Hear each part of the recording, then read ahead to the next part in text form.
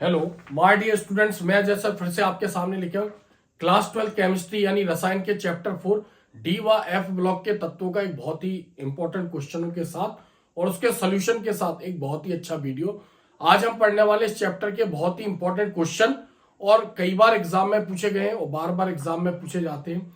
मैं ऐसा इसलिए नहीं बोलता हूं कि कहीं ना कहीं आप मेरे वीडियो देखो, मैं आपसे केवल ये कहता हूं कि आप प्रीवियस ईयर के सारे क्वेश्चनों को देखें और मेरे जो भी बनाए गए वीडियो हैं उनको आप देखें।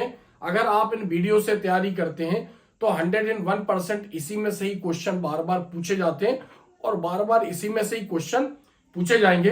तो लगातार हिंदी मीडियम के बच्चों के लिए मैं वीडियो बना रहा हूं, इंग्लिश मीडियम के बच्चों के लिए भी मैंने वीडियो बनाया है।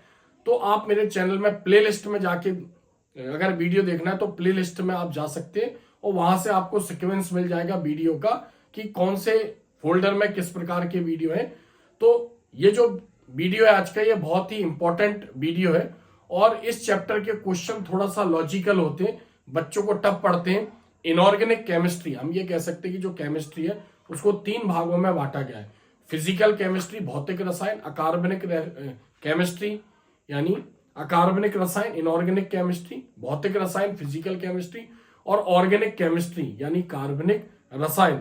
तो फिजिकल केमिस्ट्री यानी भौतिक रसायन के 3 चैप्टर थे, विलयन, विद्युत रसायन, रासायनिक बलगत। जो अकार्बनिक रसायन है यानी इनऑर्गेनिक केमिस्ट्री, इसके 2 चैप्टर हैं, एक है डी व एफ ब्लॉक के तत्व और एक उपसह संयोजी यौगिक या उपसह संयोजी रसायन। या उसके बाद जो है 6वें चैप्टर से यानी 10वें चैप्टर तक पूरी ऑर्गेनिक केमिस्ट्री है, halo alkane, hello arene, aldehyde, ketone, carboxylic अम्ल, एल्कोहल, फिनॉल, ईथर और एमीन और जैवडम, ये सब है। तो ये चैप्टर थोड़ा सा लॉजिकल है क्योंकि इसमें कहीं ना कहीं इलेक्ट्रॉनिक विन्यास का यूज होता है। इलेक्ट्रॉनिक विन्यास is called soul of chemistry यानी electronic configuration is also called soul of chemistry. Chemistry की आत्मा कहलाती है इलेक्ट्रॉनिक विन्यास। तो अगर आपको केमिस्ट्री इनऑर्गेनिक समझना है तो इलेक्ट्रॉनिक विन्यास का नॉलेज होना चाहिए। इसके लिए इसमें जो भी बेसिक्स लगेंगे छोटी क्लासों से 9, 10, 11 या 12th में भी जो है उन सबके बेसिक कॉन्सेप्ट के साथ हम इस चैप्टर को आज समझने वाले हैं। तो यहाँ पर ये मॉडर्न पीरियोडिक टेबल है। आज हम पढ़ने वाले हैं क्लास 12 चैप्टर 4 डी व एफ ब्लॉक के तत्व, अध्याय 4 डी व एफ ब्लॉक के तत्व। तो थोड़ा सा हम इसके बारे में समझते हैं क्योंकि पीरियोडिक टेबल की जरूरत पड़ेगी, तो इसलिए हमने मॉडर्न पीरियोडिक टेबल, आधुनिक आवर्त सारणी का भी हम इसमें यूज करेंगे इसको समझने में। तो डी ब्लॉक व एफ ब्लॉक के तत्व, 12वीं रसायन, अति महत्वपूर्ण प्रश्न, बोर्ड परीक्षा 2025। तो जैसे यहाँ पर क्वेश्चन नंबर 1 है, पहला क्वेश्चन है कि डी ब्लॉक के तत्व, डी ब्लॉक के तत्वों को हम संक्रमण तत्व भी बोलते हैं। संक्रमण तत्व मतलब परिवर्तनीय गुण वाले तत्व। जैसे हम आवर्त सारणी में बाएं से दाएं जाते हैं तो तत्वों के गुण परिवर्तित होते हैं। अभी हम इसमें आधुनिक आवर्त सारणी को भी हम समझेंगे। विदाउट उसके इस चैप्टर को समझ पाना बहुत मुश्किल है। तो हमारे क्वेश्चन आंसर भी चलेंगे, उनको भी समझेंगे और पीरियोडिक टेबल को भी हम समझेंगे। तो डी ब्लॉक के तत्व या संक्रमण तत्व से आप क्या समझते हो? क्या समझते हो मतलब क्या कहते हैं, क्या समझते हो, क्या होते हैं, परिभाषा में बतानी है। और इनका सामान्य इलेक्ट्रॉनिक विन्यास, इलेक्ट्रॉनिक विन्यास मतलब किसी भी परमाणु, हम जानते हैं जो परमाणु होता है, इसके ऊपर भी मैंने एक परमाणु के ऊपर परमाणु क्रमांक इलेक्ट्रॉनिक विन्यास, इसका मैंने बहुत अच्छा वीडियो बनाया, तो आप चैनल पर जाके देखेंगे तो इलेक्ट्रॉनिक विन्यास आपकी समझ में आ जाएगा। तो परमाणु जितने भी हमारी प्रकृति में पदार्थ है सभी तत्वों से मिलकर बने होते हैं। अब तक 1 से लेके 118 तत्व खोजे गए हैं, ऐसा मान लिया गया। प्रकृति और होल द यूनिवर्स, पूरे ब्रह्मांड में जितने भी पदार्थ है उन सभी पदार्थों का निर्माण इन 1 से लेके 118 तत्वों से हुआ है। किसी पदार्थ में कुछ और तत्व होंगे, किसी में कुछ और तत्व होंगे, किसी में तत्वों की संख्या कम होगी, किसी में तत्वों की संख्या ज्यादा होगी। और जो तत्व होते हैं उनकी इकाई परमाणु होती है, यानी समान परमाणुओं से मिलकर बनी शुद्ध संरचना को हम तत्व बोलते हैं। यानी तत्व एक जैसे परमाणु से मिलकर बने होते हैं और जो परमाणु होते हैं उनका परमाणु क्रमांक होता है जिसको हम परमाणु संख्या भी बोलते हैं। इलेक्ट्रॉन और प्रोटॉन की संख्या को बताती है। और एक परमाणु भार होता है जिसको हम परमाणु भार या द्रव्यमान बोलते हैं। परमाणु के नाभिक में उपस्थित प्रोटॉन और न्यूट्रॉनों की संख्या बताती है। जो मैं बोल रहा हूं आप इसको थोड़ा सा लिटरली बिल्कुल एकदम ध्यान से आप इसको सुनना। सचमुच आपका ये चैप्टर बहुत अच्छा हो जाएगा। तो जो परमाणु होता है वो गोल होता है, उसके केंद्र में क्या होता है, जैसे हम बात करें तो कोई परमाणु है, इसके केंद्र में नाभिक होता है, यानी इस पर धनावेश होता है। इसको हम क्या बोल रहे हैं, इसको हम बोलते हैं नाभिक, न्यूक्लियस। और नाभिक में क्या होगा, नाभिक में होते हैं proton plus neutron. Proton plus neutron को हम परमाणु का परमाणु भार या परमाणु द्रव्यमान भी बोलते हैं। रासायनिक क्रियाओं में इसका कोई यूज नहीं होता है। रासायनिक क्रियाओं में जो भाग लेंगे, नाभिक के चारों ओर वृत्ताकार गोलाकार रास्ते पाए जाते हैं, जिनको हम बोलते हैं कक्षा, कोष यानी कक्षाएं, कोष, ऑर्बिट और मुख्य क्वांटम संख्या, मुख्य ऊर्जा स्तर, इतने नामों से हम जानते हैं। इसमें इलेक्ट्रॉन चक्कर लगाते हैं, ठीक है, इसमें इलेक्ट्रॉन चक्कर लगाते हैं। तो इनको जनरली हम कक्षाएं या कोष के नाम से जानेंगे जब हम इसको पढ़ेंगे, कक्षाएं या कोष। इसका एक वीडियो मैंने बनाया है, चूंकि बेसिक लगना है इसलिए मैं इसको बता रहा हूँ। इन क्वेश्चनों को समझने के पहले थोड़ा सा बेसिक क्लियर हो जाएगा, सारा चैप्टर आपको समझ में आ जाएगा। तो इन वृत्ताकार पथों में इलेक्ट्रॉन चक्कर लगाते हैं। इलेक्ट्रॉन के ऊपर ऋण आवेश होता है, प्रोटॉन के ऊपर धन आवेश होता है। किसी परमाणु के नाभिक में जितने प्रोटॉन होंगे उसकी कक्षाओं में उतने ही इलेक्ट्रॉन होंगे, इसलिए परमाणु विद्युत उदासीन होता है। यानी परमाणु कैसा होता है, विद्युत उदासीन होता है, परमाणु उदासीन होता है। जब भी ये शब्द आया उदासीन, उदासीन मतलब धन आवेशों की संख्या ऋण आवेश के बराबर। तो एक्चुअली जो इलेक्ट्रॉन है उसको किसी परमाणु का परमाणु क्रमांक कहा गया है। ऐसे हम बोलते हैं परमाणु क्रमांक क्या है, तो हम बोलते हैं नाभिक में प्रोटॉनों की संख्या अथवा कक्षाओं में इलेक्ट्रॉनों की संख्या। कब, जब परमाणु उदासीन होगा। लेकिन जनरली आपको यहां ध्यान रखना है कि परमाणु क्रमांक मतलब इलेक्ट्रॉनों की संख्या। तो इलेक्ट्रॉनिक विन्यास क्या है, किसी परमाणु के इलेक्ट्रॉनों को, जितने भी इलेक्ट्रॉन है उस परमाणु में, उन इलेक्ट्रॉनों को उनकी कक्षाओं में, कक्षाएं उपकोष से बनी है यानी उनके उपकोषों में, और उपकोष ऑर्बिटल से बने हैं यानी ऑर्बिटल से उपकोष, उपकोष से कक्षाएं बनी है। कक्षा, उपकोष, ऑर्बिटल नाभिक के चारों ओर इलेक्ट्रॉन के पाए जाने की ओनली एक जगह है। चूंकि कक्षाओं का साइज बड़ा है इसलिए उनको छोटे छोटे कंपार्टमेंट में बांट दिया गया, उपकोष, और उपकोष का भी साइज बड़ा है, उनको ऑर्बिटल में बांट दिया। कक्षाओं को एन से प्रदर्शित करेंगे, जैसे बोलते हैं एन का मान 1 पहली कक्षा, एन का मान 2 पहली दूसरी कक्षा। कक्षाओं को के एल एम एन से भी प्रदर्शित करते हैं, जैसे हमने बोला के मतलब पहली कक्षा, नाभिक से पहली कक्षा, एल मतलब नाभिक से दूसरी कक्षा। उपकोष 4 प्रकार के होते हैं, एसपीडीएफ, पहली कक्षा में एक उपकोष, दूसरी में 2, पहली में एस, दूसरी में एसपी, तीसरी में एसपीडी और चौथी में एसपीडीएफ। ऐसे शुरू में 4 कक्षाओं तक जैसे जैसे एन का मान बढ़ेगा, नंबर बढ़ेगा, उपकोषों की संख्या भी बढ़ती है। और उपकोष को ऑर्बिटलों ने बनाया। तो ये तो हमने बेसिक समझा। इन क्वेश्चनों को समझने के पहले थोड़ा सा हम आवर्त सारणी को समझते हैं। यहाँ पर आधुनिक आवर्त सारणी, परमाणु क्रमांक, संकेत, इलेक्ट्रॉनिक विन्यास। तो हम देखते हैं आवर्त सारणी में जो खड़े कॉलम दिए हैं, जैसे खड़े कॉलम है, इसको बोलते हैं हम ग्रुप। इसको क्या बोलते हैं हम, खड़े कॉलमों को, खड़े कॉलमों को यहां पर हम बोलेंगे ग्रुप। ग्रुप मतलब समूह, ग्रुप मतलब समूह। वर्टिकल कॉलम ये कहलाएंगे समूह, ठीक है। जैसे हमने बोला पहला समूह, दूसरा समूह, तीसरा समूह। और बाएं से दाएं जाएंगे तो ये हम बोलेंगे ये आवर्त है, क्योंकि इनको क्या बोल रहे हैं, पीरियड। पीरियड मतलब आवर्त। तो आवर्त सारणी में खड़े कॉलम 1 से लेके, यानी 1 से लेके खड़े कॉलम कितने होंगे, 18 होंगे। इनको बोलते हैं वर्ग या समूह या फैमिली, परिवार बोलते हैं। और ऐसे आड़े कॉलमों को हम बोलते हैं आवर्त। जैसे हमने बोला ये पहला आवर्त है, पहला आवर्त में हाइड्रोजन है और हीलियम आ जाएगा। जैसे हमने बोला ये दूसरा आवर्त है, lithium, beryllium, boron, carbon, nitrogen, oxygen, fluorine, neon आ जाएगा। तीसरा आवर्त sodium, magnesium, aluminium, silicon, phosphorus, sulphur, chlorine, argon आ जाएगा। तो ऐसे कितने आवर्त हैं, यानी इनको बोलेंगे हम आवर्त और खड़े कॉलमों को हम बोलेंगे समूह। तो ये तो हमने मॉडर्न पीरियोडिक टेबल के बारे में समझा कि आधुनिक आवर्त सारणी, आधुनिक आवर्त सारणी, परफेक्ट आवर्त सारणी भी हम इसको बोलते हैं। इसमें 1 से लेके 118 तत्वों को खड़े कॉलम 1 से लेके 18 और आड़े कॉलम 1 से लेके 7 आवर्त में इनको रखा गया है। जो टेबल बनी है परमाणु क्रमांक के आधार पर बनी है, परमाणु क्रमांक के आधार पर, बढ़ते हुए परमाणु क्रमांक के आधार पर। जैसे हाइड्रोजन का परमाणु क्रमांक 1 है, इसके नंबरों को भी बता रहे। जैसे हमसे कहा जाए आधुनिक आवर्त सारणी में हाइड्रोजन का नंबर बताओ, तो पहला, वो पहला नंबर उसके परमाणु क्रमांक यानी इलेक्ट्रॉनों की संख्या को भी बता रहा है, प्रोटॉनों को भी बता रहा है। लेकिन अभी हमें यह ध्यान रखना है कि परमाणु क्रमांक मतलब इलेक्ट्रॉनों की संख्या। तो परमाणु क्रमांक 1, फिर हीलियम 2, फिर लिथियम 3, 4, 5 ऐसे बढ़ते गए। तो जो टेबल बनी है वो लेफ्ट टू राइट, बाएं से दाएं बनी है, परमाणु क्रमांक के आधार पर बनी है, इलेक्ट्रॉनों की संख्या के आधार पर बनी है, इलेक्ट्रॉनिक विन्यास के आधार पर बनी है आधुनिक आवर्त सारणी। तो समूह 1 और समूह 2 के तत्वों को एस ब्लॉक के तत्व बोलते हैं। समूह 1 और समूह 2 के तत्वों को एस ब्लॉक के तत्व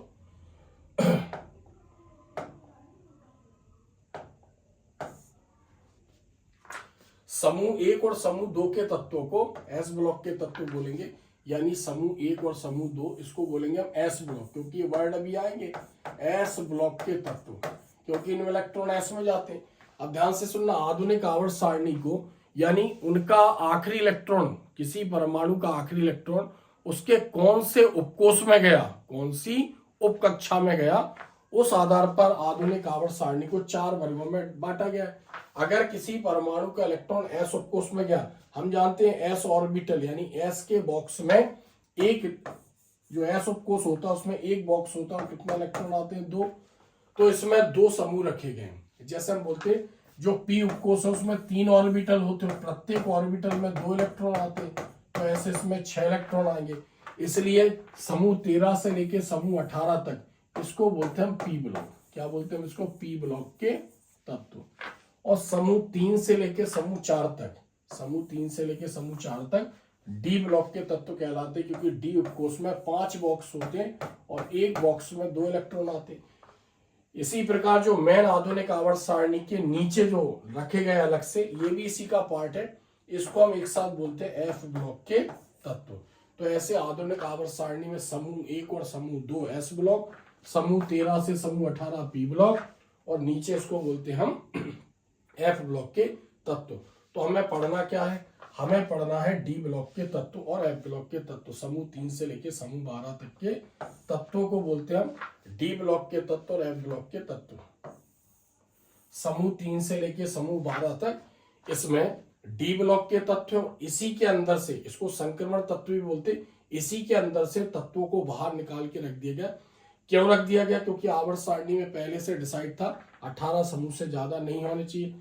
अगर इन 14 रॉ को अगर हम इसके अंदर रखते तो पीरियोडिक टेबल और लंबी हो जाती। हालांकि इसमें आवर्त तो नहीं बढ़ते, लेकिन जो वर्ग या समूह उनकी संख्या और बढ़ जाती और बहुत सारे बॉक्स खाली रह जाते, जो ये बताते कि आगे और भी कुछ तत्व खोजे जाना बाकी है। तो समूह 3 से लेके समूह 12 तक इसको क्या बोल रहे हैं हम? डी ब्लॉक के तत्व, क्योंकि इनकी आखिरी इलेक्ट्रॉन यानी इन परमाणु के आखिरी इलेक्ट्रॉन डी ऑर्बिटल या डी उपकोष में जाते, इसलिए इसको डी ब्लॉक के तत्व बोलते हैं। चूंकि इनके गुण परिवर्तनीय है, यानी इनके कुछ गुण जो है वो नियम का पालन नहीं करते हैं, यानी परिवर्तित होते रहते, इसलिए हम इनको संक्रमण तत्व बोलते हैं। और डी ब्लॉक के अंदर से जैसे यहाँ पर बढ़ते हुए परमाणु क्रमांक के आधार पर रखा गया 19, 20, 21, 22, 23, 24, 37, 38, 39, 40, 41, 55, 56, 57, लेकिन यहाँ पर सीक्वेंस टूट गया और यहाँ पर सीक्वेंस टूट गया, यानी यहाँ के 14 तत्वों को नीचे रख दिया गया और यहाँ के 14 तत्वों को नीचे रख दिया गया। लेंथेनम के बाद के जो तत्व हटाए उनको हमने बोला लेंथेनाइड, उनको क्या बोला हमने? लेंथेनाइड। और एक्टिनियम के बाद के जो तत्व हटाए उसको बोला हमने एक्टिनाइड। तो ऐसे लेंथेनम के बाद के 14 तत्व लेंथेनाइड और एक्टिनियम के बाद के 14 तत्व एक्टिनाइड, टोटल 28 तत्वों को मुख्य आवर्त सारणी से निकालकर नीचे अलग से रख दिया गया, जिसको हम एफ ब्लॉक के तत्व बोलते हैं। अब हम इसकी बीच बीच में हमें आवश्यकता भी पड़ेगी। अब हम यहाँ पर पहला क्वेश्चन समझते हैं। डी ब्लॉक के तत्व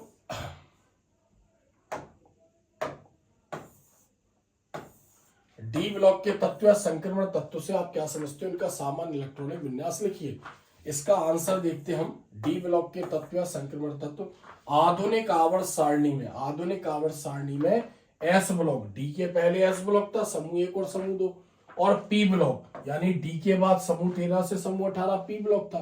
तो आधुनिक आवर्त सारणी में एस ब्लॉक और पी ब्लॉक के मध्य के तत्वों को संक्रमण तत्व कहते हैं। संक्रमण तत्व उनके गुण परिवर्तित होते, तो एस और पी के बीच में उनको रखा गया। कहां से स्टार्ट है?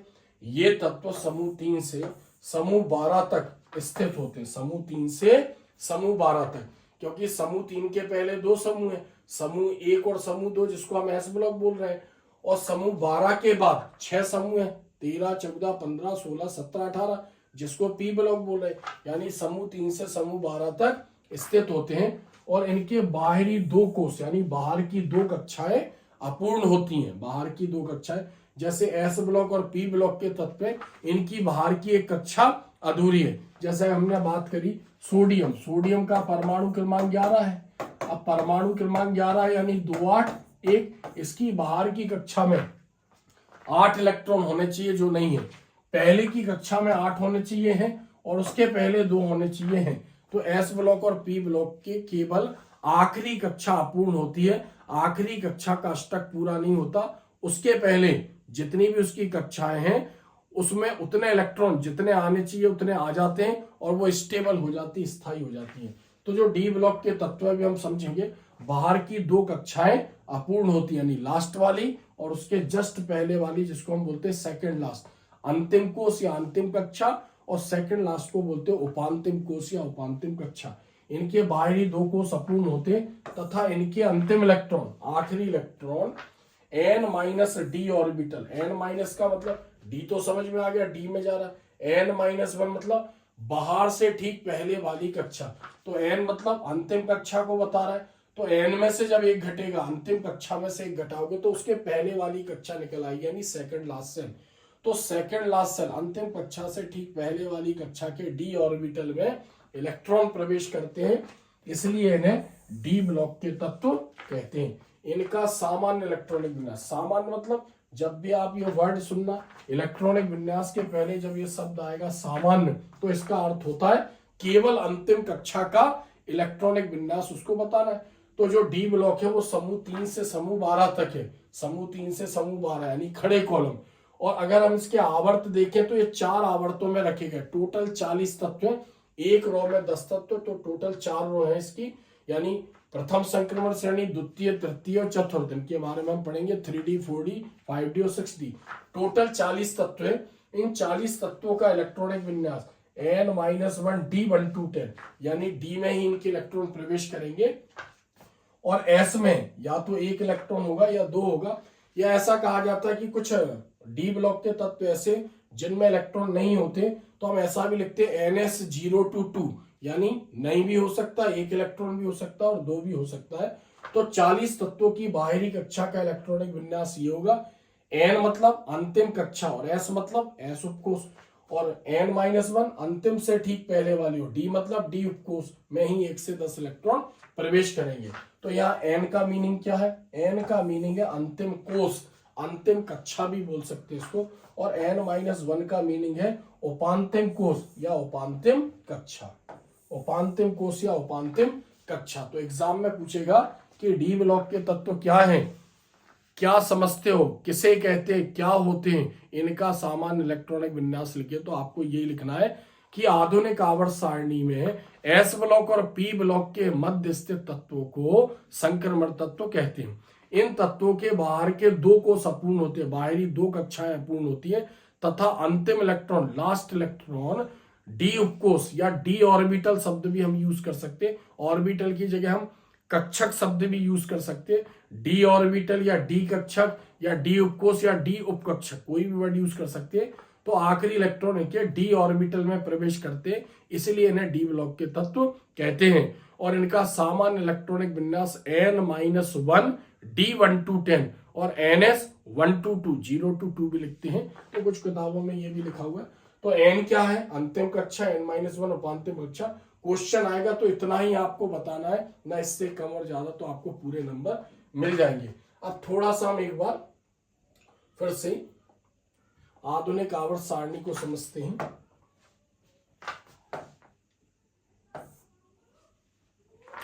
तो इधर देखो आप, समूह 3 से स्टार्ट है, यानी समूह 3, समूह 4, 5, 6, 7, 8, 9, 10, 11 और 12, यानी इतने जो तत्व रखे गए हैं ये डी ब्लॉक में रखे गए। यानी ये जो हम देख रहे हैं यहाँ से टोटल 40 तत्व, यानी इनको 4 रो में बांटा गया। कितनी रो में बांटा गया? 4। ये पहली रो है, इसमें 10 तत्व हैं। ये दूसरी रो है, इसमें 10 तत्व हैं। और ये तीसरी रो है, इसमें भी 10 तत्व है। और ये चौथी रो है, तो 40 तत्व है। जैसे हम ये बोलते हैं कि ये पहला आवर्त है, दूसरा, तीसरा, तो इसकी जो पहली रो है वो चौथे आवर्त से शुरू होती है। तो हम कहेंगे जो डी ब्लॉक के तत्व को 4 श्रेणियों में बांटा गया। पहली श्रेणी स्कैंडियम 27 से स्टार्ट है, जिंक 30 पर समाप्त है।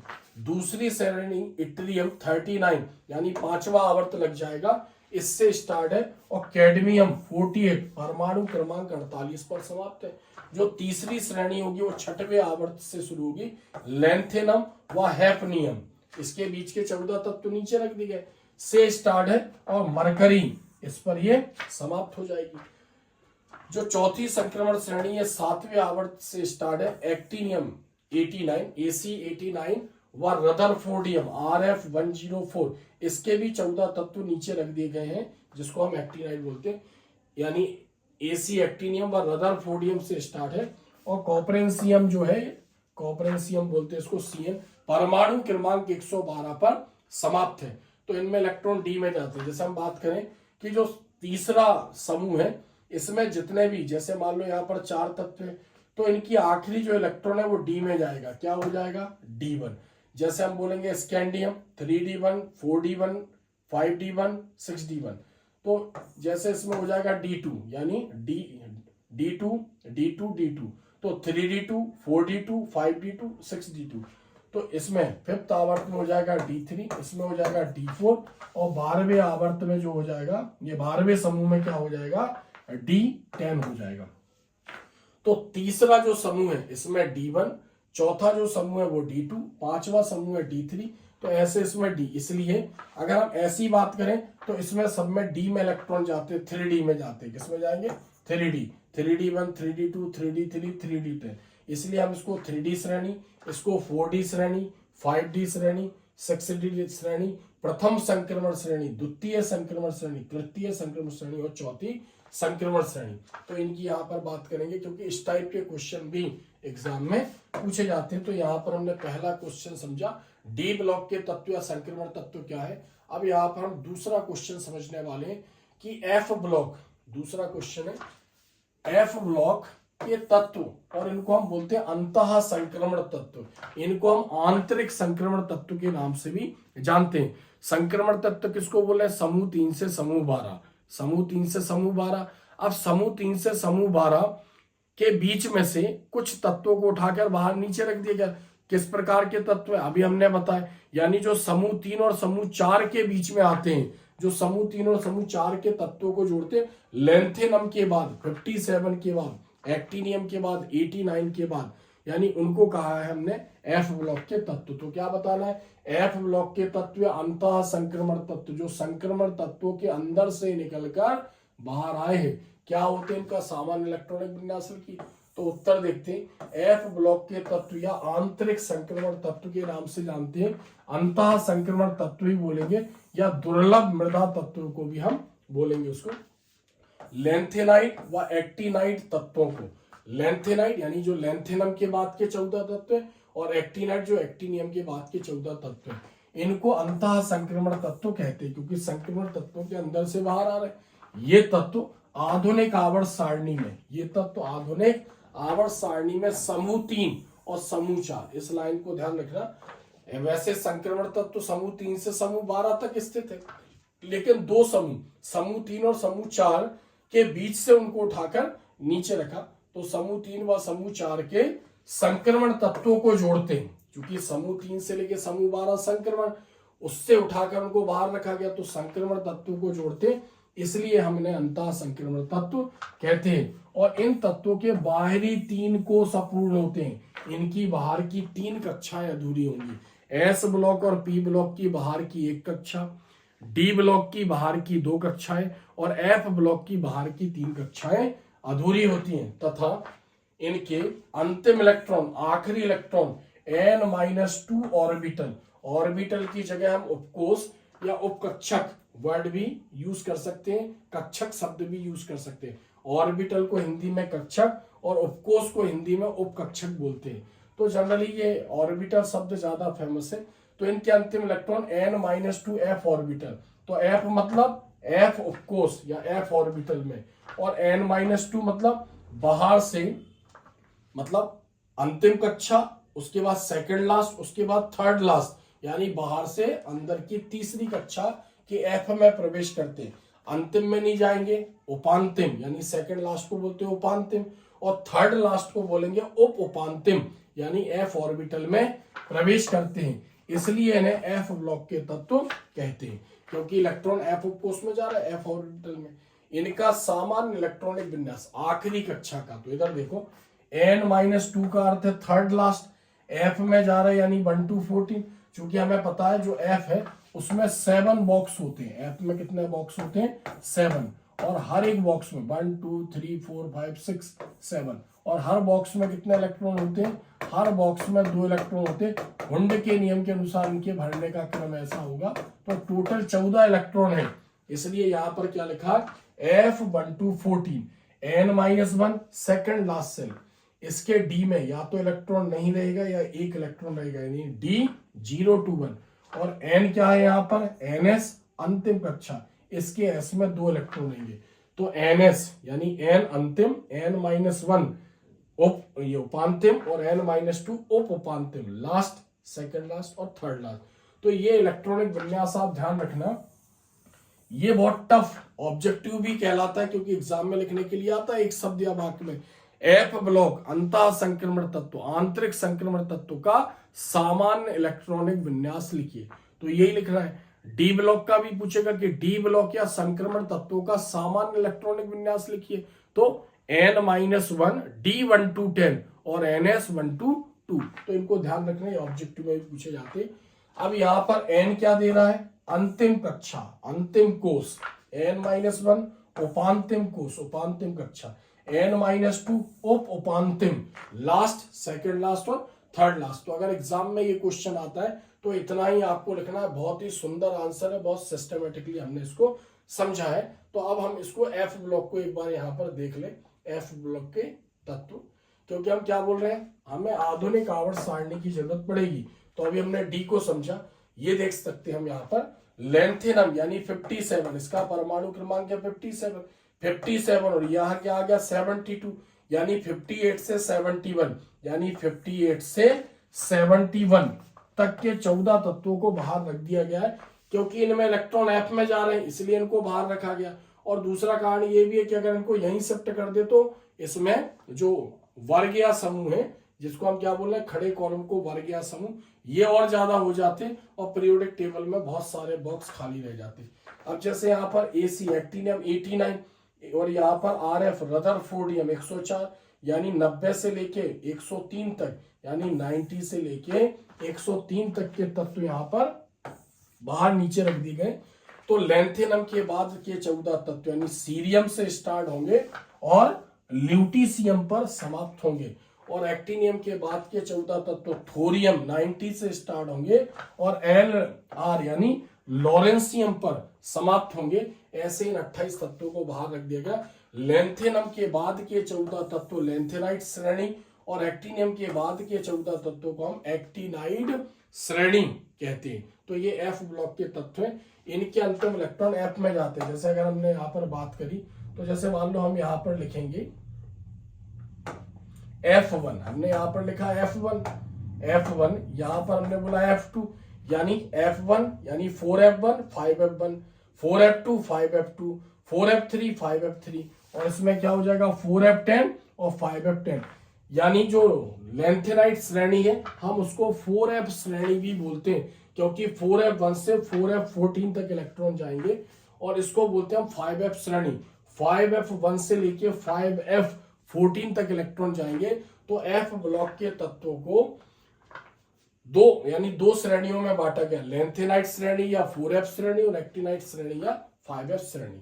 तो इस प्रकार हमने इसके बारे में समझा। अब हम नेक्स्ट क्वेश्चन देखते हैं अपना आगे, थर्ड क्वेश्चन, तीसरा, डी ब्लॉक के तत्वों या संक्रमण तत्वों, यहां पर क्या है, ये तत्व है, ध्यान रखना, डी ब्लॉक के तत्व या संक्रमण तत्व भी बोलते हैं, की परिभाषा लिखिए, परिभाषा बताओ और इसके दो गुण बताइए।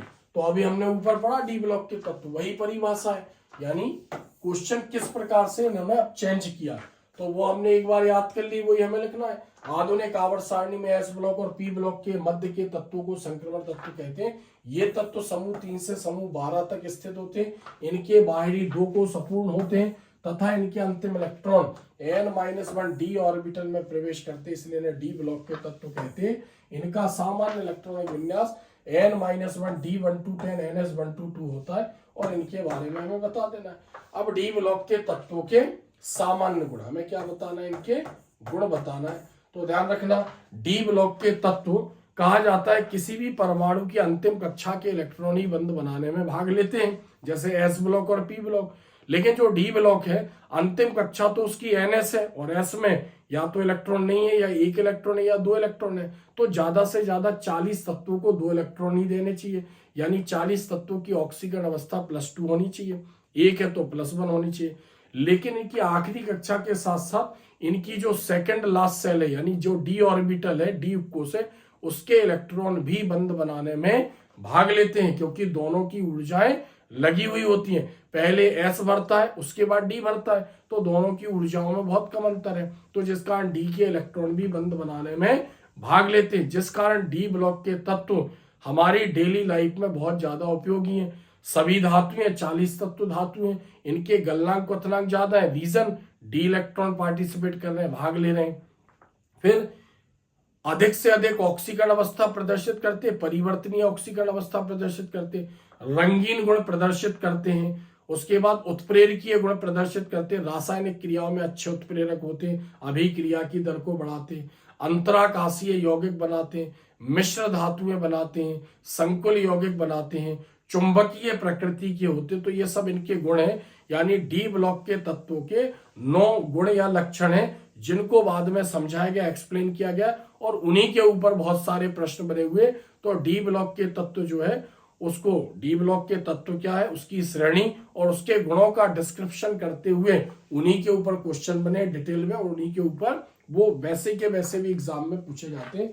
तो वही गुण या विशेषता है। तो मैंने 9 गुण बताए, उसमें से आपको कितने लिखना है, केवल 2 गुण हमें यहाँ पर लिखना है। तो पहला यहाँ पर हम देखते हैं, पहला गुण, ये विभिन्न या परिवर्तनशील ऑक्सीकरण अवस्थाएं प्रदर्शित करते हैं। फिक्स नहीं है कि कितने इलेक्ट्रॉन देंगे, जैसे हमने बोला Mn। अब Mn की अगर हम बात करें तो इसकी आखिरी कक्षा की बात करें हम, Mn की परमाणु क्रमांक 25 होता है, तो हमने बोला 3d5 और 4s2, तो ये इसकी अंतिम कक्षा है। अगर Mn आखिरी कक्षा के इलेक्ट्रॉन देता तो केवल +2 ऑक्सीकरण अवस्था दर्शाता। इसके डी में 5, यानी जो डी उपकोष है, इसमें 5 बॉक्स होते हैं, 5 ऑर्बिटल होते हैं, इलेक्ट्रॉन इसमें 5 है, 1 2 3 4 5। एक चीज ध्यान रखना, जब भी एक बॉक्स में एक इलेक्ट्रॉन होता है तो हम इसको बोलते हैं अयुग्मित इलेक्ट्रॉन। क्या बोलते हैं इसको, अयुग्मित इलेक्ट्रॉन। जब एक बॉक्स में 2 इलेक्ट्रॉन होते हैं तो हम उसको बोलते हैं युग्मित इलेक्ट्रॉन। तो अयुग्मित इलेक्ट्रॉनों के कारण ही डी ब्लॉक के तत्वों के बहुत ज्यादा हमारे दैनिक जीवन में उपयोग है। अब ये सब D1 हो गया, ये D2 हो गया, D3 हो गया, D4 हो गया, ये हमने इसके D के नाम दे दिए। तो 2 इलेक्ट्रॉन तो दे ही रहा है वो। अब हमने बोला D का एक और इलेक्ट्रॉन दे रहा है, तो क्या बोलेंगे, +2, और इसको मिला के एक साथ बोलेंगे +3। फिर बोलेंगे D का एक और इलेक्ट्रॉन दे रहा है, तो 2 ये दिए, 1 दे चुका है, 3, एक और दे रहा है, तो फिर क्या बोलेंगे हम, +4। इसी प्रकार +5, +6 और +7, यानी इसको बोलते हैं हम कि एक से ज्यादा इलेक्ट्रॉन, यानी कोई फिक्स नहीं है कितने इलेक्ट्रॉन दे रहे हैं, यानी परिवर्तनशील ऑक्सीकरण अवस्थाएं प्रदर्शित करते हैं। रंगीन आयन बनाते, रंगीन आयन ऐसे परमाणु जिनमें अयुग्मित इलेक्ट्रॉन होते हैं, वो दृश्य प्रकाश या दृश्य क्षेत्र की ऊर्जा को अवशोषित करते, उनकी विकर्णों को अवशोषित करते और उत्तेजित होकर उच्च ऊर्जा स्तर में जाते, आगे की कक्षाओं में जाते। और जब इलेक्ट्रॉन दोबारा अपनी कक्षा में लौटेगा तो लिए गए प्रकाश को, यानी चूंकि जो दृश्य प्रकाश है 7 रंगों से मिलकर बना होता है, तो लिए गए प्रकाश को किसी रंग के रूप में उत्सर्जित करेगा, जिस कारण वे तत्व उनके आयन या उनके यौगिक ठोस या विलयन अवस्था में रंगीन दिखाई देते हैं। तो अयुग्मित इलेक्ट्रॉनों के कारण ये गुण है। अयुग्मित इलेक्ट्रॉन के कारण ही उसकी परिवर्तनशील ऑक्सीकरण अवस्था थी। अयुग्मित इलेक्ट्रॉनों के कारण ही ये रंगीन प्रकृति के होते। अयुग्मित इलेक्ट्रॉन या खाली बॉक्स होने के कारण में डी ऑर्बिटल में खाली बॉक्स होते। हालांकि डी के आगे के भी ऑर्बिटल जो उपकोष होते हैं वो कहीं ना कहीं वो भी पार्टिसिपेट करते हैं, लेकिन मेन रोल जो है वो डी का है, जिस कारण इसको ज्यादा इंपॉर्टेंस दी, महत्वता दी गई है। तो जटिल यौगिक, ये जटिल यौगिक बनाते हैं। जटिल यौगिक, संकुल यौगिक। संकुल यौगिक मतलब जब डी ब्लॉक के तत्व किसी अन्य परमाणु, अणु या आयन के साथ उपसह संयोजी बंध बनाते हैं, यानी उनसे इलेक्ट्रॉन का जोड़ा लेकर अपने खाली बॉक्सों में रखते हैं। जैसे मान लो ये डी उपकोष है, अब इसमें ये बॉक्स खाली है, तो जो डी ब्लॉक के तत्व हैं उन्होंने किसी से इलेक्ट्रॉन का जोड़ा लिया और यहाँ पर रख लिया। तो जो इलेक्ट्रॉन का जोड़ा देगा वो दाता, ये कहलाएंगे ग्राही। ये लुईस अम्ल के समान व्यवहार करेंगे। और जो अन्य स्पीसीज है जिसको हम लिगेंड बोलते हैं, वो लुईस क्षार के समान व्यवहार करते हैं। तो इनके पास अयुग्मित इलेक्ट्रॉन है और डी ऑर्बिटल में खाली बॉक्स है, जिस कारण ये बहुत सारे गुण प्रदर्शित करते हैं, जटिल यौगिक बनाते हैं। क्योंकि इसका अगला चैप्टर जो है वो इसी पर आधारित है। जटिल यौगिक, संकुल यौगिक, समन्वय यौगिक भी बोलते हैं। चौथा, मिश्र धातुएं बनाती हैं, यानी डी ब्लॉक के तत्वों में अयुग्मित इलेक्ट्रॉन है, बॉक्सेस खाली है, क्रिस्टल जालक में एक दूसरे के परमाणु स्थापित हो जाते हैं, ठोस विलयन सामान्य मिश्रण बनता है, जिसको बोलते हैं हम मिश्र धातु। ये रासायनिक अभिक्रियाओं में अच्छे उत्प्रेरक होते। तो हमें 2 गुण बताना था, यहाँ हमने 5 गुण बताए, कोई भी 2 गुण आपको याद कर लेना है। फिर नेक्स्ट अगला देखते हैं। यहाँ पर चौथा क्वेश्चन है, एफ ब्लॉक के तत्व या अंतः संक्रमण तत्वों की परिभाषाएं लिखिए और इसके 2 गुण बताइए। तो अभी हमने थोड़ी देर पहले ही पढ़ा है, एफ ब्लॉक के तत्व, आंतरिक संक्रमण तत्व, अंतः संक्रमण तत्व, दुर्लभ मृदा तत्व किसे कहते हैं, अभी हमने पढ़ा है। लेंथेनाइट और एक्टिनाइट को, जो मुख्य आवर्त सारणी के नीचे है, को अंतः संक्रमण तत्व कहते हैं। संक्रमण तत्वों के अंदर से बाहर आए हैं। ये तत्व आधुनिक आवर्त सारणी में समूह 3 और समूह 4, जिसको संक्रमण तत्व बोल रहे हैं, के संक्रमण तत्वों को जोड़ते हैं, जिस कारण इन्हें हम अंतः संक्रमण तत्व या आंतरिक संक्रमण तत्व कहते हैं। इन तत्वों के बाहरी 3 कोष अपूर्ण होते हैं। बाहर की 3 कक्षाएं अधूरी होती हैं। जैसे बाहर इसमें 8 इलेक्ट्रॉन नहीं है, इसके पहले वाले में 18 इलेक्ट्रॉन होने चाहिए, और इस वाली तीसरी जो आखिरी अंतिम कक्षा है, नहीं last, second last, third last, उसमें कितने इलेक्ट्रॉन चाहिए, 32 इलेक्ट्रॉन होने चाहिए। तो इसमें 8 नहीं हो पाते हैं, इसमें 18 नहीं हो पाते, और इसमें 32 इलेक्ट्रॉन नहीं हो पाते, जिस कारण की बाहर की 3 कक्षाएं अधूरी होती हैं, अपूर्ण होते हैं। अंतिम इलेक्ट्रॉन n-2f यानी थर्ड लास्ट सेल के एफ कोष में प्रवेश करते हैं, इसलिए इन्हें एफ ब्लॉक के तत्व कहते हैं। इनका सामान्य इलेक्ट्रॉनिक विन्यास n-2f1,2,14, n-1d 0-1 और ns2 होता है। n अंतिम कक्षा, उपांतिम और उप उपांतिम। अब हमें क्या बताना है, हमें एफ ब्लॉक के तत्वों के 2 गुण बताने हैं। तो यहाँ पर हम देखते हैं एफ ब्लॉक के तत्वों के सामान्य गुण या विशेषताएं। तो यहाँ पर हम पहला पॉइंट देखते हैं। तो इसका सामान्य इलेक्ट्रॉनिक विन्यास लिख सकते हैं कि इसका सामान्य इलेक्ट्रॉनिक विन्यास ये होता है। दूसरा, इनके अंतिम 3 कोष अपूर्ण होते हैं, बाहर की 3 कक्षाएं अधूरी होती हैं, और ये रंगीन आयन बनाते हैं और अनुचुंबकीय होते हैं। अनुचुंबकीय रंगीन आयन डी ऑर्बिटल में अयुग्मित इलेक्ट्रॉन के कारण है, दृश्य क्षेत्र के प्रकाश को अवशोषित करते हैं। अयुग्मित इलेक्ट्रॉन उत्तेजित होकर उच्च ऊर्जा स्तर में जाते हैं। एक डी से डी में अगर जाते हैं तो उसको डी संक्रमण बोलते हैं, और आगे भी जा सकते हैं उच्च ऊर्जा स्तर में। और चुंबकीय गुण, चूंकि अयुग्मित इलेक्ट्रॉन हमने 11th में क्वांटम संख्याओं के बारे में पढ़ा था, सिंगल इलेक्ट्रॉन पर सिंगल आवेश होता है, यानी एक घड़ी के कांटे की दिशा में, यानी दक्षिणवर्ती और एक वामावर्ती, और सिंगल चार्ज होता है, प्लस हाफ माइनस हाफ। तो अयुग्मित इलेक्ट्रॉन चुंबकीय क्षेत्र का निर्माण करते हैं, जिस कारण वो चुंबक की तरफ आकर्षित होते हैं। और अगर ये गुण रखते हैं तो इस गुण को बोलते हैं हम अनुचुंबकीय। ऐसे पदार्थ जिनमें अयुग्मित इलेक्ट्रॉन है और चुंबकीय क्षेत्र में रखने पर चुंबक के प्रति आकर्षित होते हैं, अनुचुंबकीय प्रकृति के होते हैं। तो अनुचुंबकीय गुण प्रदर्शित करते, ये हम लिख सकते हैं।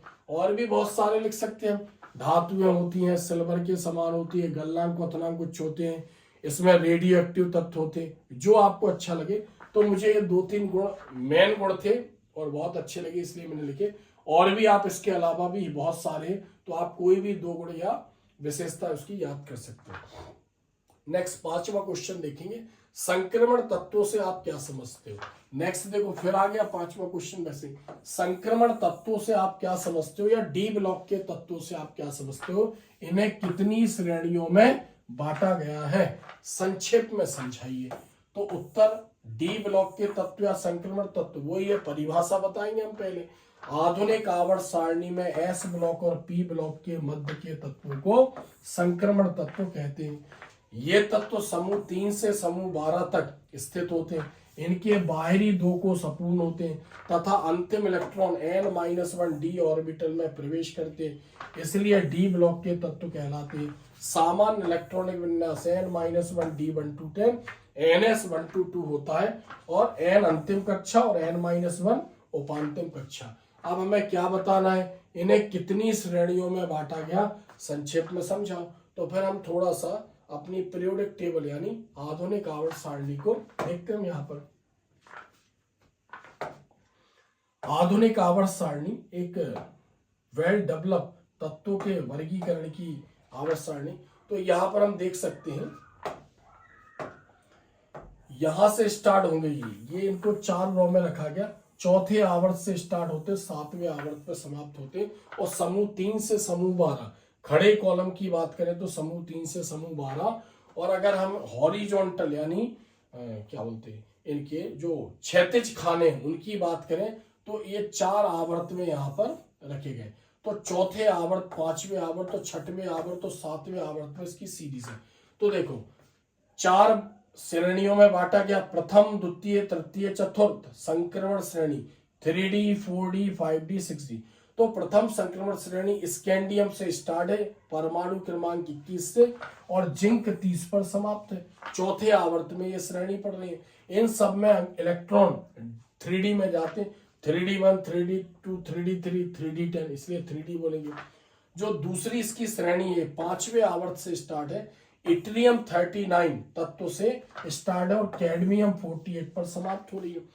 जो तीसरी श्रेणी है 6वें आवर्त में है, लेंथेनम 57 और हैपनियम 72 से स्टार्ट होकर मरकरी 80 पर समाप्त होती है। और चौथी श्रेणी यानी 7वें आवर्त में एक्टिनियम 89 व रदरफोर्डियम 104 से प्रारंभ होकर जो कॉम्प्रिहेंसिव है Cn 112 पर समाप्त होती है। यही हमें बताना है कि डी ब्लॉक को कितनी श्रेणियों में बांटा गया है। अब हम देखते हैं हमारे आंसर को। तो अभी हमने क्या पढ़ा, संक्रमण तत्व या डी ब्लॉक के तत्व क्या है, कितनी श्रेणियों में बांटा गया है। तो संक्रमण तत्वों का वर्गीकरण, संक्रमण तत्वों को 4 वर्गों या 4 श्रेणियों में विभाजित किया गया है। पहला, प्रथम संक्रमण श्रेणी या 3D श्रेणी। यह श्रेणी चौथे आवर्त, अभी हमने समझा, चौथे आवर्त के तत्व स्कैंडियम Sc परमाणु क्रमांक 21 से प्रारंभ होकर जिंक Zn30 परमाणु क्रमांक 30 पर समाप्त होती है। इनमें अंतिम electron 3D orbital, 3D orbital, orbital को हम कक्षक शब्द भी यूज कर सकते हैं, उपकोष शब्द भी यूज कर सकते हैं। अंतिम इलेक्ट्रॉन 3D ऑर्बिटल में प्रवेश करते हैं, इसलिए हम इसको 3D श्रेणी भी कहते हैं। इतना लिखना जरूरी नहीं है। उदाहरण में जैसे स्कैंडियम परमाणु क्रमांक 21, एक बढ़ाते जाएंगे 22, scandium, titanium, vanadium, chromium, manganese, iron, cobalt, nickel, copper, zinc. तो जिंक का परमाणु क्रमांक कितना है, 30 है।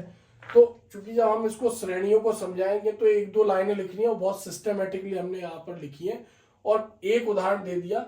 हर श्रेणी में तत्वों को नहीं बताना, किसी एक श्रेणी का उदाहरण दे दिया। नेक्स्ट, द्वितीय संक्रमण श्रेणी या 4D श्रेणी। यह श्रेणी पांचवें आवर्त के तत्व, पांचवें आवर्त के तत्व इट्रियम, संकेत है इसका Y, और परमाणु क्रमांक 39 से प्रारंभ होकर कैडमियम, कैडमियम क्या है यहाँ पर, कैडमियम CD48 पर समाप्त होती है। इसमें अंतिम इलेक्ट्रॉन 4d ऑर्बिटल में प्रवेश करते हैं। इसमें किसमें जा रहे थे, 3d में, और इसमें 4d, इसलिए इसको 4d श्रेणी कहते हैं। इट्रियम, जर्कोनियम, नियोबियम, मोलिब्डेनम, टेक्सनियम, ruthenium, rhodium, palladium, silver, gold, ये सब इसके नाम हो गए यहाँ पर। लेकिन हमें केवल एक में बताना है, बाकी तो लिख दिए, इसको बताना जरूर नहीं है, बस ये लिखना है कि द्वितीय संक्रमण श्रेणी या 4d श्रेणी क्या है। नेक्स्ट देखते हैं हम यहाँ पर तीसरा,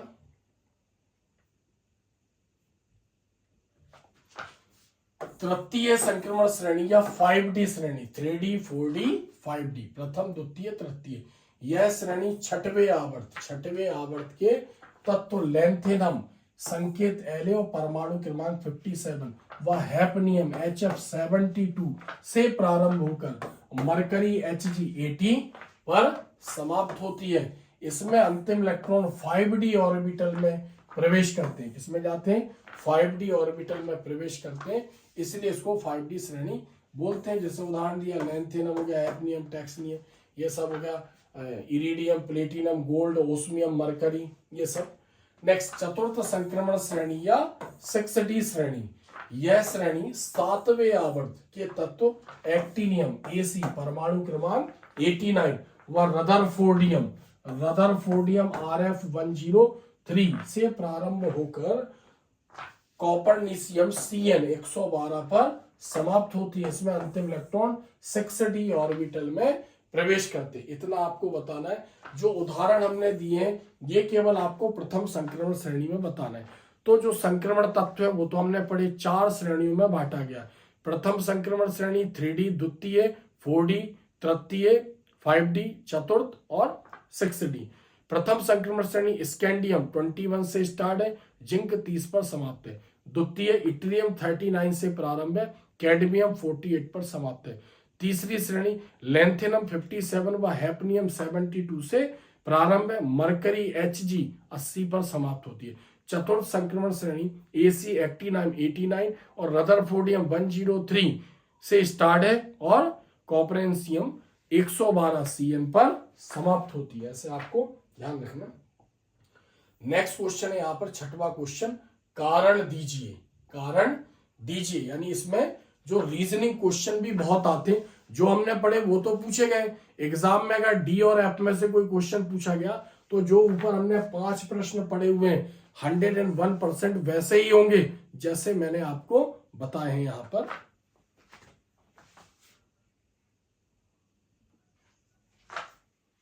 क्वेश्चन नंबर 6, कारण दीजिए। बहुत सारे क्वेश्चन है, इसके बारे में बता दूं। एक चीज आपको ध्यान रखना है कि जो D ब्लॉक के तत्व है, जिनको संक्रमण तत्व भी बोल रहे हैं, S और P के बीच में रखे गए। समूह 3 से स्टार्ट है, समूह 12 पर, यानी समूह 12 तक है, समूह 3 से लेके समूह 12 तक। और इनके अंतिम 2 कोष, 2 कक्षाएं अपूर्ण है और आखिरी इलेक्ट्रॉन D में जा रहा है, इसलिए इसको D ब्लॉक के तत्व बोलते हैं। और इनका सामान्य इलेक्ट्रॉनिक विन्यास, ध्यान रखना आप, इनका सामान्य इलेक्ट्रॉनिक विन्यास n-1 D 1 to 10 और ns 1 to 2 है। अगर मान लो ये इलेक्ट्रॉन देती तो केवल s के इलेक्ट्रॉन ही बंद बनाने में भाग लेते, लेकिन जो इसके D है, यानी जो इसमें D उपकोष है, और D में कितने बॉक्स होते हैं, 5 बॉक्स होते हैं। तो इसमें अगर हम समूह 12 को छोड़ दें, समूह 3 से समूह 12 तक है, तो समूह 12 में D उपकोष पूरा भरा है, यानी D10 है, 10 इलेक्ट्रॉन है। तो समूह 12 के तत्वों को D ब्लॉक के तत्व नहीं माना गया, संक्रमण तत्व उनको नहीं माना गया, क्योंकि हम क्या बोलते हैं, संक्रमण तत्व या D ब्लॉक के तत्व परिवर्तनीय गुण वाले तत्व, और जो उनके गुण हैं वो जो D उपकोष अधूरा भरा है, यानी कंप्लीट, पूर्णता नहीं भरा, अयुग्मित इलेक्ट्रॉन है, बहुत सारे बॉक्स उसमें खाली हैं, ऐसा उनको डिफाइन किया जाता है। तो याद रखना, कोई भी रीजनिंग क्वेश्चन आता है, अगर आपको नहीं समझ में आता है तो आप उसमें इतना लिख देना कि n-1 D ऑर्बिटल पूर्णता भरा नहीं है, इसमें अयुग्मित इलेक्ट्रॉन है, आंशिक रूप से भरा हुआ है, रिक्त डी ऑर्बिटल है, इन शब्दों का यूज करेंगे तो टीचर आपको थोड़ा सा नंबर उसमें दे देगा, इक्का दुक्का नंबर आपको दे देगा, 3 नंबर का तो 1 आध नंबर 2 नंबर दे देगा। तो जितने भी गुण हैं इसके वो डी ऑर्बिटल में अयुग्मित इलेक्ट्रॉनों के कारण आंशिक रूप से भरा हुआ रिक्त डी ऑर्बिटल है, उसके कारण इसके गुण हैं। तो कोई भी क्वेश्चन आता है, एक और चीज ध्यान रखना, कोई क्वेश्चन आता है उसने पूछा कि कोई तत्व है उसकी कोई संयोजकता दे रखी +1 +2 और उसको किसी और से कंपेयर कर रहा है और पूछ रहा है कि ये रंगहीन है, रंगीन मतलब कोई कलर नहीं है, और दूसरे के बारे में बोल रहा है कि वो रंगीन है, कलर्ड है। तो ध्यान रखना आप, जो कलर्ड है उसके n-1 डी ऑर्बिटल में या डी ऑर्बिटल में या उसमें अयुग्मित इलेक्ट्रॉन है, और जो सफेद है या रंगहीन है उसमें अयुग्मित इलेक्ट्रॉन नहीं है। एक क्वेश्चन इस टाइप का पूछता है, कंपेयर करता है कि ये जो है ये प्रतिचुंबकीय है और एक अनुचुंबकीय है, तो प्रतिचुंबकीय चुंबक के प्रति आकर्षित नहीं है, अनुचुंबकीय है चुंबक के प्रति आकर्षित है। तो चुंबकीय गुण भी अयुग्मित इलेक्ट्रॉनों पर निर्भर करता है। हमसे बोलेंगे तो हम बोलेंगे जिसको वो अनुचुंबकीय बोल रहा है उसमें जो भी तत्व दे रखा है उसमें अयुग्मित इलेक्ट्रॉन है, और जिसको वो सफेद या रंगहीन बोल रहा है उसमें अयुग्मित इलेक्ट्रॉन नहीं है। तो ये 2 क्वेश्चन अगर आते हैं तो इनके तो आंसर आप लिख ही सकते हो ऐसे, जैसा मैंने बताया। बाकी हम इसको समझते हैं। तो पहला क्वेश्चन हम इसका देखते हैं, कारण दीजिए। क्वेश्चन नंबर 6, संक्रमण तत्व परिवर्तनीय संयोजकता या परिवर्तनशील ऑक्सीकरण अवस्था, फिक्स नहीं है कितने इलेक्ट्रॉन दे सकती है, 2 3 4 5, इसको बोलते हैं परिवर्तनीय संयोजकता या परिवर्तनशील ऑक्सीकरण अवस्था। प्रदर्शित करते हैं क्यों?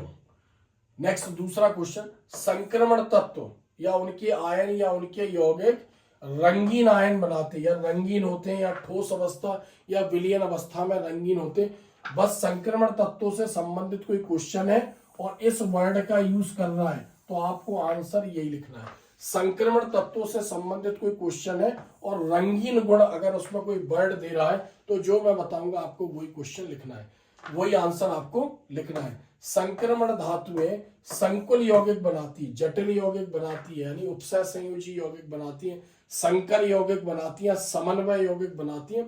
इस टाइप से कोई क्वेश्चन पूछता है तो इसमें जो आंसर बताएंगे वही लिखना है।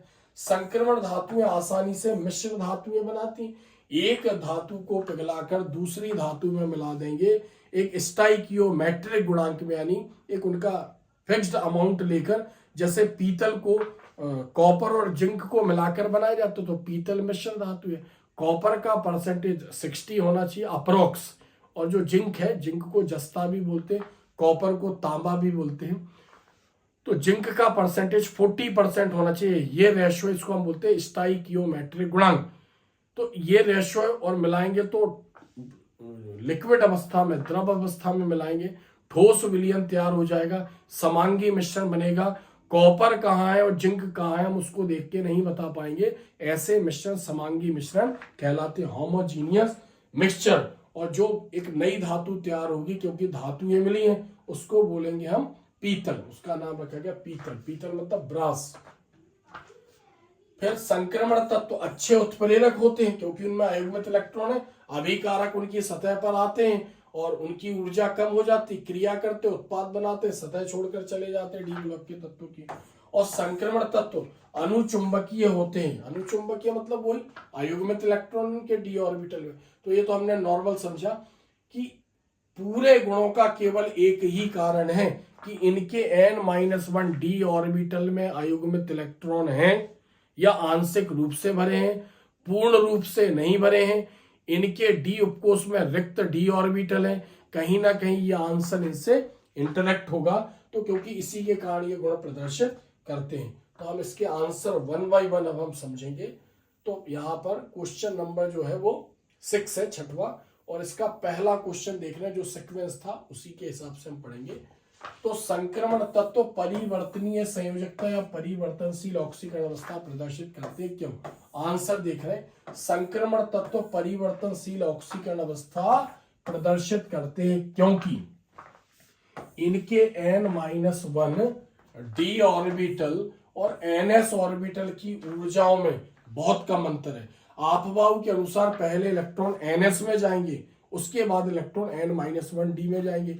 लेकिन जब अरेंज करते हैं तो ns बाहरी कक्षा हो जाती है और जो d है वो पहले यानी सेकंड लास्ट कक्षा हो जाती है। लेकिन आपबाऊ के अनुसार पहले ns भरेगा, उसके बाद n-1d भरता है। जब अरेंज करते हैं उनको उपकोषों के आधार पर तो ns बाहर हो जाती है और d पहले आ जाती है।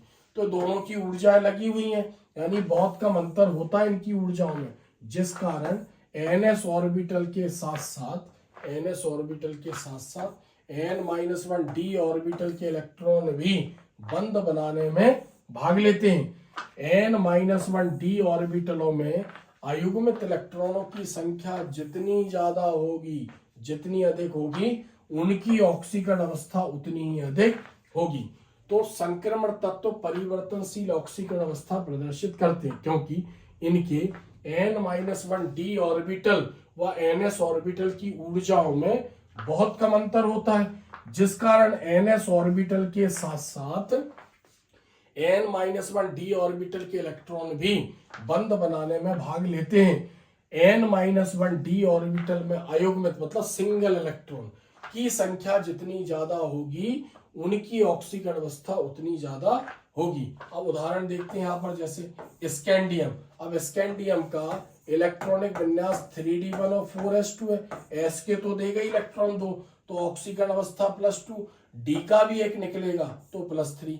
जैसे टाइटेनियम, अब टाइटेनियम की अंतिम कक्षा 3d2 4s2, s का तो देगा यहाँ पर, यानी s का इलेक्ट्रॉन तो निकलेगा तो +2, एक d का निकलेगा तो +2 और 1, यानी +2 और +1 +3, फिर एक और d का निकलेगा +4।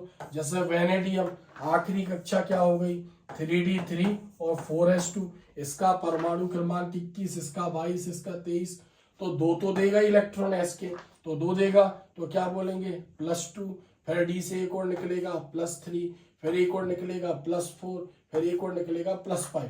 यानी जो पहले वाले देते जा रहा है उसमें d का इलेक्ट्रॉन ऐड करके उसको हम बताते हैं। बाकी और भी उदाहरण लिखें तो हमें क्या बताना है, संक्रमण तत्व अवस्था प्रदर्शित करते हैं, ऐसा बोल सकते हैं उदाहरण देकर समझाइए या उदाहरण सहित समझाइए। तो हमें कोई भी इसका उदाहरण देना है, उदाहरण सहित समझाइए।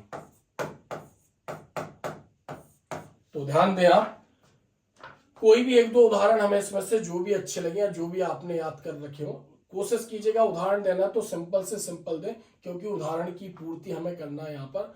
अगर नहीं भी पूछता है कि उदाहरण दो, तब भी हमें बताना है इसको क्यों प्रदर्शित कर रहा है, उदाहरण देकर उसको बता दिया तो इंप्रेशन अच्छा पड़ता है। नंबर बी नंबर का क्वेश्चन देखते हैं हम।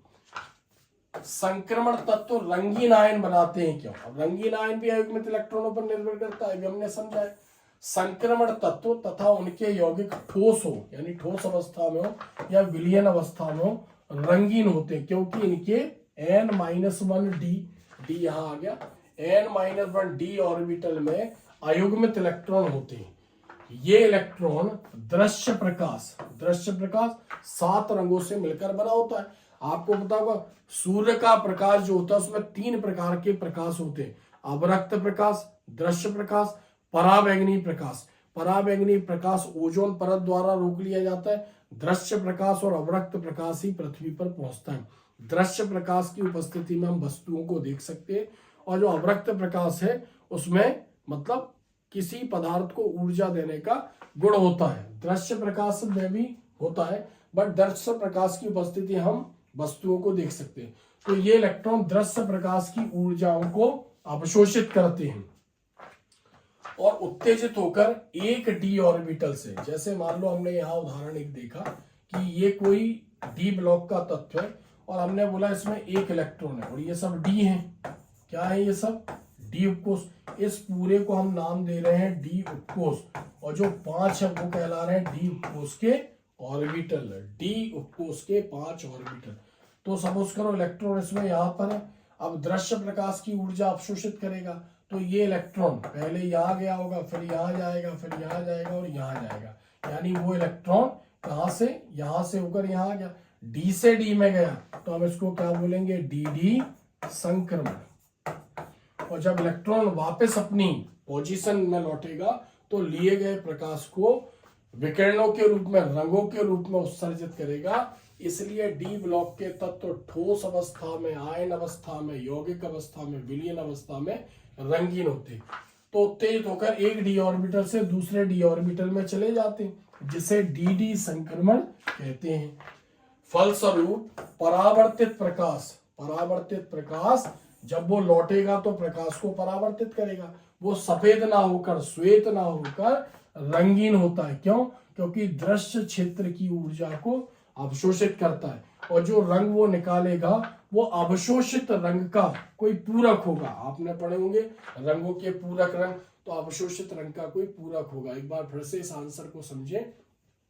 संक्रमण तत्व तथा उनके यौगिक ठोस या विलयन अवस्था में रंगीन होते हैं, क्योंकि इनके n-1 d ऑर्बिटल में अयुग्मित इलेक्ट्रॉन होते हैं। ये इलेक्ट्रॉन दृश्य प्रकाश की ऊर्जा को अवशोषित करते हैं और उत्तेजित होकर एक डी ऑर्बिटल से दूसरे डी ऑर्बिटल में चले जाते हैं, जिसे डी डी संक्रमण कहते हैं। फलस्वरूप परावर्तित प्रकाश श्वेत ना होकर रंगीन होता है, जो अवशोषित रंग का कोई पूरक होता है, इसलिए संक्रमण तत्व रंगीन आयन बनाते हैं। अब उदाहरण हम यहाँ पर देखते हैं।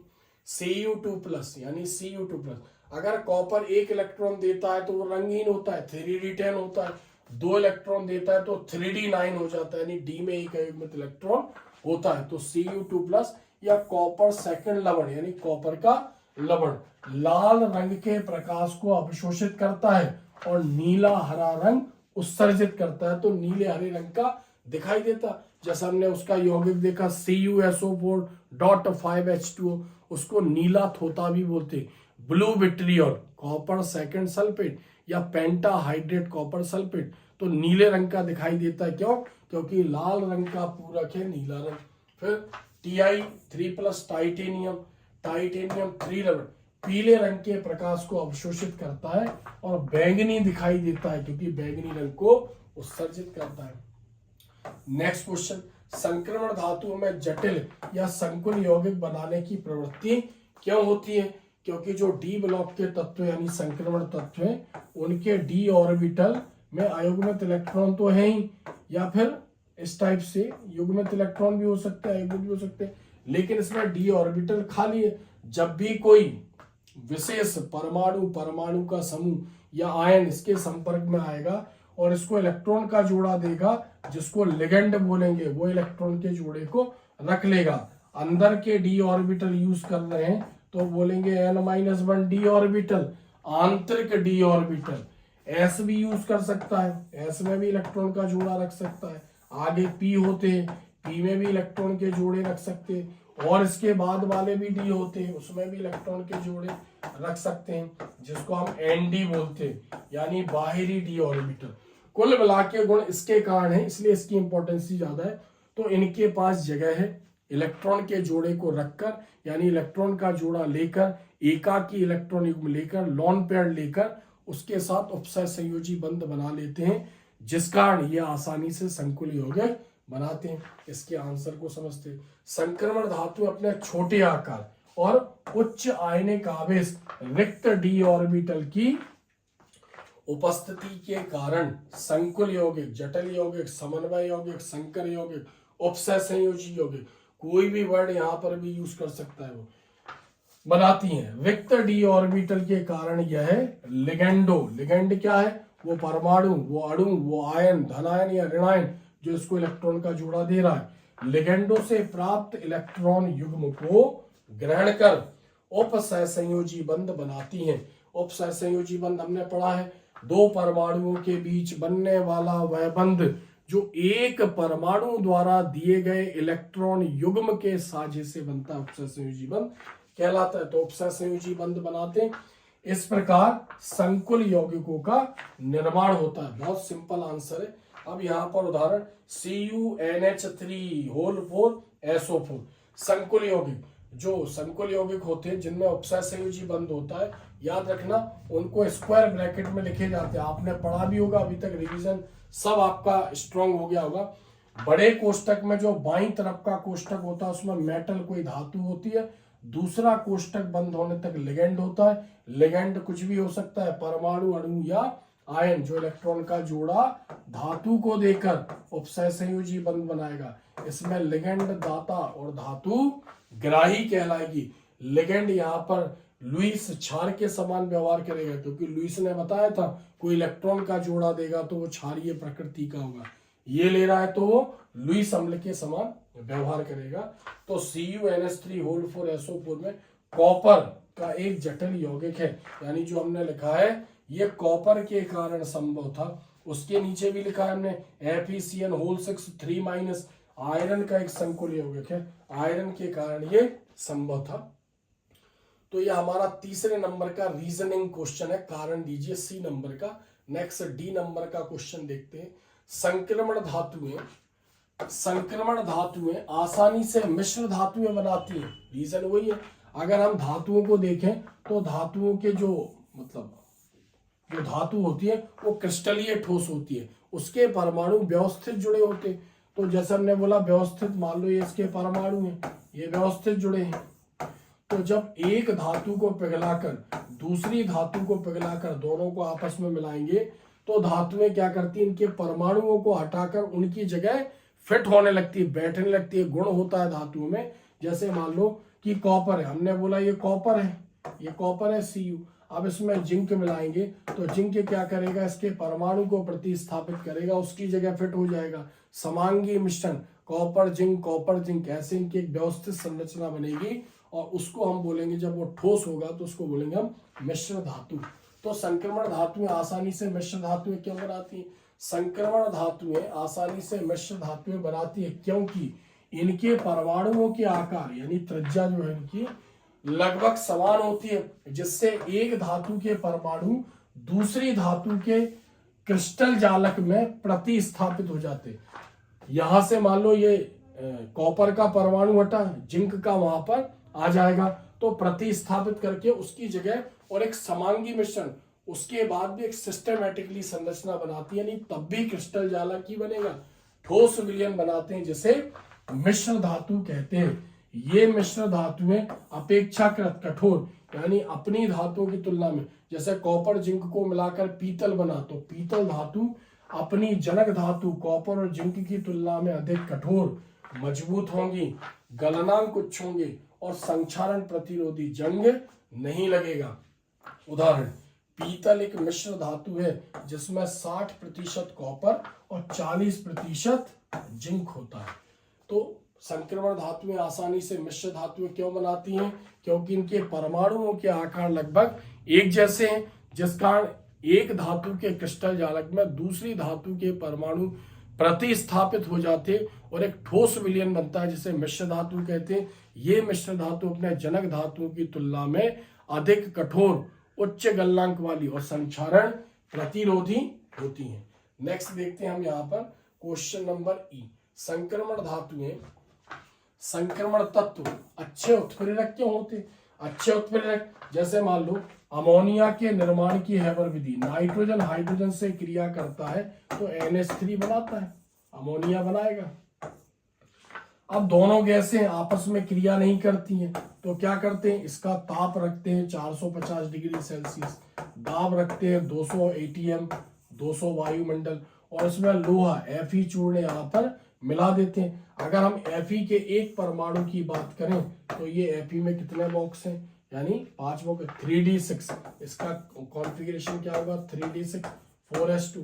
तो D में कितने इलेक्ट्रॉन है, 6, 1 2 3 4 5 और 6। इसमें ये अयुग्मित इलेक्ट्रॉन है, यानी जब आयरन पाउडर, आयरन का चूर्ण इस क्रिया में मिलाया जाएगा बंद कंटेनर में, तो अयुग्मित इलेक्ट्रॉन क्या करेंगे, इसको अपनी सतह पर अधिशोषित करेंगे, इनकी ऊर्जा कम होगी, ये आपस में क्रिया करेंगे, अमोनिया बनाएंगे और सतह को छोड़कर चले जाएंगे। यानी कुल मिलाकर अयुग्मित इलेक्ट्रॉन के कारण ही ये उत्प्रेरक प्रकृति के होते। तो संक्रमण तत्व रासायनिक अभिक्रियाओं में अच्छे उत्प्रेरक होते क्योंकि इनके N-1 d ऑर्बिटल आंशिक रूप से भरे होते हैं, आंशिक अधूरे, अर्थात इनमें अयुग्मित इलेक्ट्रॉन होते हैं, जिस कारण यह अभिकारकों से क्रिया कर अस्थायी माध्यमिक यौगिक बनाते हैं। अतः रासायनिक अभिक्रिया कि सक्रियण ऊर्जा कम हो जाती है, ऊर्जा कम होगी, उत्पाद बनेगा और अभिक्रिया की दर बढ़ जाती है। अभिक्रिया मतलब अभिकारक का उत्पाद में परिवर्तन और दर मतलब परिवर्तन में लगा समय। तो ये इसका रीजन है। उदाहरण देखते हैं हम। आयरन Fe अमोनिया के निर्माण की हैबर विधि में और निकेल हाइड्रोजनीकरण प्रक्रिया में वनस्पति तेल से वनस्पति घी बनाने में, यानी ये उत्प्रेरक का काम कर रहे हैं। एल्कीन को एल्केन में या एल्काइन को एल्कीन और फिर एल्केन में निकेल उत्प्रेरक का काम कर रहा है। जैसे हैबर विधि में आयरन चूर्ण और मोलिब्डेनम MO उत्प्रेरक का काम करते हैं। तो आयरन उत्प्रेरक होता है, Me जो MO मोलिब्डेनम है वो इसके पावर को बढ़ाता है, यानी आयरन के पावर को बढ़ा देता है।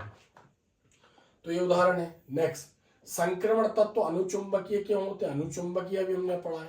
अनुचुंबकीय चुंबकीय प्रकृति का अयुग्मित इलेक्ट्रॉन के कारण। तो संक्रमण तत्व या उनके आयन अनुचुंबकीय होते हैं क्योंकि इनके N-1 d ऑर्बिटल में अयुग्मित इलेक्ट्रॉन होते हैं। ये अयुग्मित इलेक्ट्रॉनों की संख्या अयुग्मित इलेक्ट्रॉन होते हैं। अयुग्मित इलेक्ट्रॉनों की संख्या जितनी अधिक होगी उनका अनुचुंबकीय गुण उतना ही अधिक होगा, क्योंकि जो अयुग्मित इलेक्ट्रॉन होते हैं वो चुंबकीय क्षेत्र की ओर अधिक आकर्षित करते हैं होते, या हम ये कह सकते हैं कि अयुग्मित इलेक्ट्रॉन चुंबकीय क्षेत्र का निर्माण करते हैं, इसलिए चुंबक के प्रति आकर्षित होते हैं। तो अनुचुंबकीय क्यों है? N-1 d ऑर्बिटल में अयुग्मित इलेक्ट्रॉन है। अयुग्मित इलेक्ट्रॉन चुंबकीय क्षेत्र का निर्माण करते हैं। अयुग्मित इलेक्ट्रॉनों की संख्या जितनी ज्यादा होगी चुंबकीय गुण उतना अधिक होगा। तो स्कैंडियम, इसका जो कॉन्फ़िगरेशन क्या था? 3d14s2, S के 2 इलेक्ट्रॉन दे दिए, +2 चार्ज है, D में 1 इलेक्ट्रॉन है। ये जो था टाइटेनियम, ये क्या था? 3d2 4s2, S के 2 इलेक्ट्रॉन दे देगा, D में 2 अयुग्मित इलेक्ट्रॉन बचे। तो scandium, titanium, vanadium, iron, nickel, copper, ये 2 इलेक्ट्रॉन दे देंगे। इनके D में अयुग्मित इलेक्ट्रॉन होंगे। स्कैंडियम के D में 1, टाइटेनियम में 2, वेनेडियम में कितने होंगे? 3 होंगे। आयरन 2 इलेक्ट्रॉन देगा तो 4 अयुग्मित। इसी प्रकार इसमें भी 3 अयुग्मित इलेक्ट्रॉन, Cu2+ में भी 1 अयुग्मित इलेक्ट्रॉन। तो अनुचुंबकीय गुण क्योंकि चुंबकीय क्षेत्र का निर्माण करती है। तो एग्जाम में अगर ये क्वेश्चन आएगा तो हमें ये लिखना है इतना। आगे भी कुछ पॉइंट हम इसके समझते हैं जो बहुत ज्यादा जरूरी हैं आगे, क्योंकि एग्जाम में आएगा तो ये इतना तो हमें लिखना ही है। अब अगर उसने बोला कि इसके प्रति चुंबकीय और लोहे चुंबकीय गुण को भी समझाओ, तो आगे देखते हैं। युग्मित इलेक्ट्रॉन, सभी ऑर्बिटल में इलेक्ट्रॉन जोड़े में वाले संक्रमण तत्व प्रति चुंबकीय होते हैं। चुंबकीय क्षेत्र में रखने पर चुंबक से प्रतिकर्षित होंगे, यानी चुंबकीय प्रकृति के नहीं होंगे। तो स्कैंडियम 3 दे देगा, इसके पास कोई अयुग्मित इलेक्ट्रॉन नहीं। ये 4 दे देगा, कोई भी अयुग्मित इलेक्ट्रॉन नहीं। 1 दे देगा तो 3d10, 2 दे देगा तो 3d10, और युग्मित इलेक्ट्रॉन प्रति चुंबकीय होते हैं। फिर कुछ संक्रमण धातुएं अत्यधिक अनुचुंबकीय होती हैं क्योंकि उनमें अयुग्मित इलेक्ट्रॉनों की संख्या बहुत ज्यादा होती है और एक स्थायी चुंबकीय आघूर्ण प्राप्त कर सकती है, जिन्हें लोहे चुंबकीय फेरोमैग्नेटिक कहते हैं। तो ध्यान रखना आप, लोहे चुंबकीय, प्रति चुंबकीय और अनुचुंबकीय। उदाहरण में दिया कोबाल्ट और निकेल। नेक्स्ट 7 नंबर का क्वेश्चन है यहाँ पर, क्वेश्चन नंबर 7। अंतर लिखिए डी ब्लॉक और एफ ब्लॉक में और लैंथेनाइड और एक्टिनाइड में अंतर लिखिए। बहुत ही इंपॉर्टेंट क्वेश्चन है ये, अंतर लिखिए। हर साल या तो ये दोनों एग्जाम में आए हैं, नहीं तो दोनों में से कोई ना कोई एग्जाम में जरूर आया है। तो ये 7वें नंबर का क्वेश्चन है हमारा।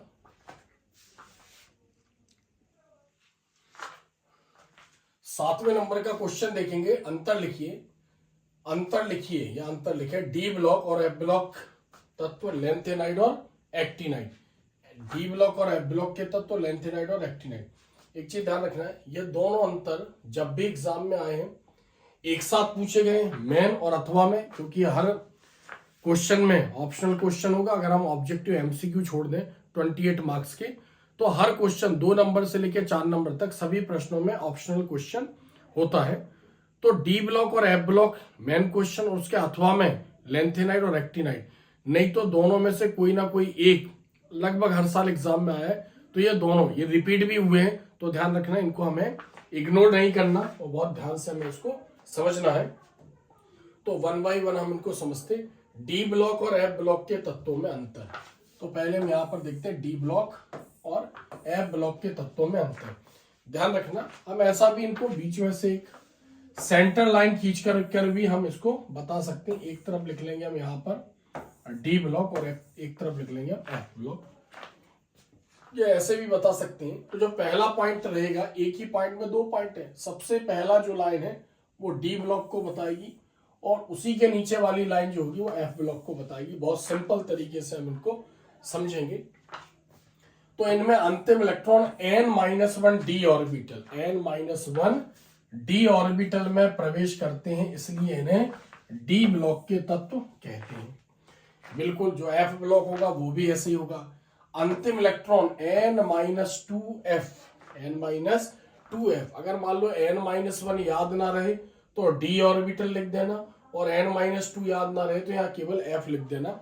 अगर ऐसा ये याद रहे तो फिर एक अच्छा इंप्रेसिव आंसर है, टीचर भी खुश होता है कि बच्चे ने बहुत अच्छा लिखा। तो अंतिम इलेक्ट्रॉन n-2f ऑर्बिटल में प्रवेश करते हैं, इसलिए इन्हें एफ ब्लॉक के तत्व कहते हैं। फर्स्ट पॉइंट हो गया। सेकंड पॉइंट, दो कोष, डी ब्लॉक में दो कोष, एक बाहरी n और एक सेकेंडरी यानी सेकेंड लास्ट n-1 अपूर्ण होते हैं, यानी दो कोष अपूर्ण होते हैं। या लिख सकते हैं दो बाहरी कोष n और n-1। इसमें तीन कोष, या लिख सकते हैं तीन बाहरी कोष n, तो इसमें भी n है, n-1 इसमें भी n-1 है, इसमें एक्स्ट्रा बढ़ जाएगा n-2। तो कैसे याद होगा, n-1 पहले में कुछ नहीं था, -1 और -2, n और n और दूसरे में -1, ये ऐसे याद होंगे, बहुत सिंपल है, n-1 n-2। तीसरा पॉइंट, इलेक्ट्रॉनिक विन्यास n-1 d1-10 और ns1-2 होता है। इसमें देखेंगे इलेक्ट्रॉनिक विन्यास n-2 f1-14 n-1 d0-1 और ns2 होता है। तो बहुत सिंपल है, आखिरी इलेक्ट्रॉन n-1 d में जा रहा है इसलिए डी ब्लॉक, इसमें n-2 f में जा रहा है इसलिए एफ ब्लॉक के तत्व। इनकी बाहरी दो कोष n और n-1 अपूर्ण है, इसके बाहरी तीन कोष n, n-1 और n-2 अपूर्ण है। इलेक्ट्रॉनिक विन्यास n-1 d1-10 ns1-2 और n-2 f1-14 n-1 d0-1 ns2, ये ऑब्जेक्टिव में भी पूछे जाते हैं। चौथा पॉइंट, डी ब्लॉक के तत्वों को चार श्रेणियों 3D, 4D, 5D, 6D में बांटा गया या विभाजित किया गया है।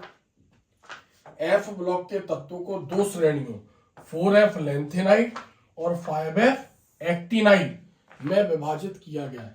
4F और 5F भी लिख सकते हैं, लेकिन 4F लेंथेनाइट और 5F एक्टिनाइट ये भी लिखेंगे तो थोड़ा सा इंप्रेसिव होगा।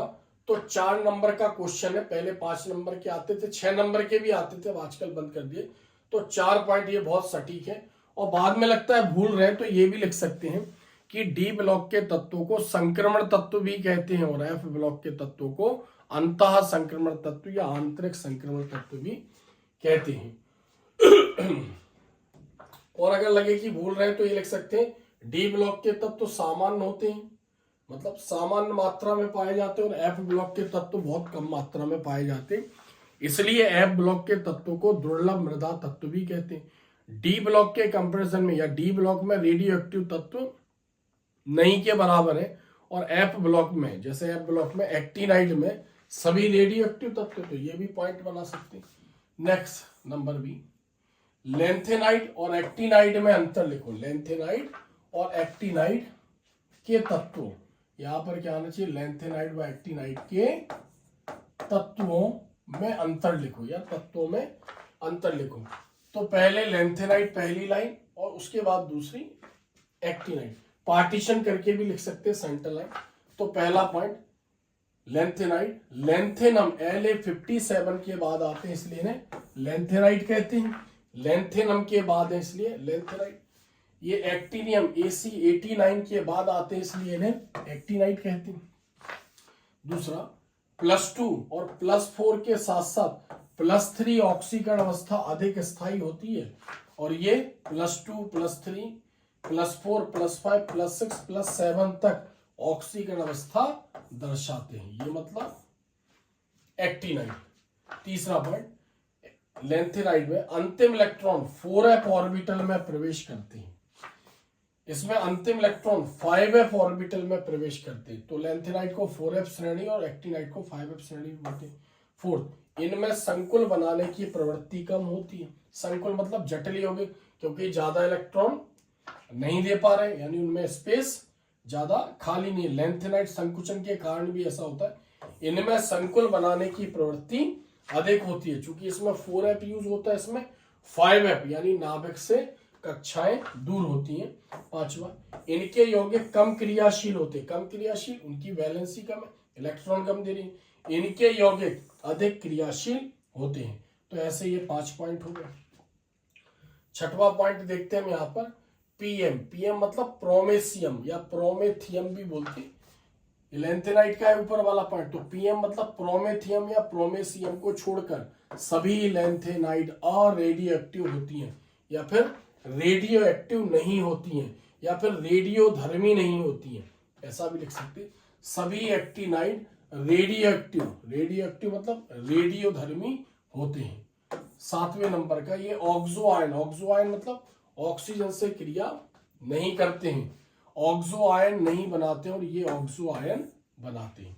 तो ऐसे ये 2 अंतर बहुत महत्वपूर्ण है। इसमें हमने 7 पढ़े, कोई भी 4 अंतर याद कर लेना। नेक्स्ट 8वां, लेंथेनाइड संकुचन क्या है।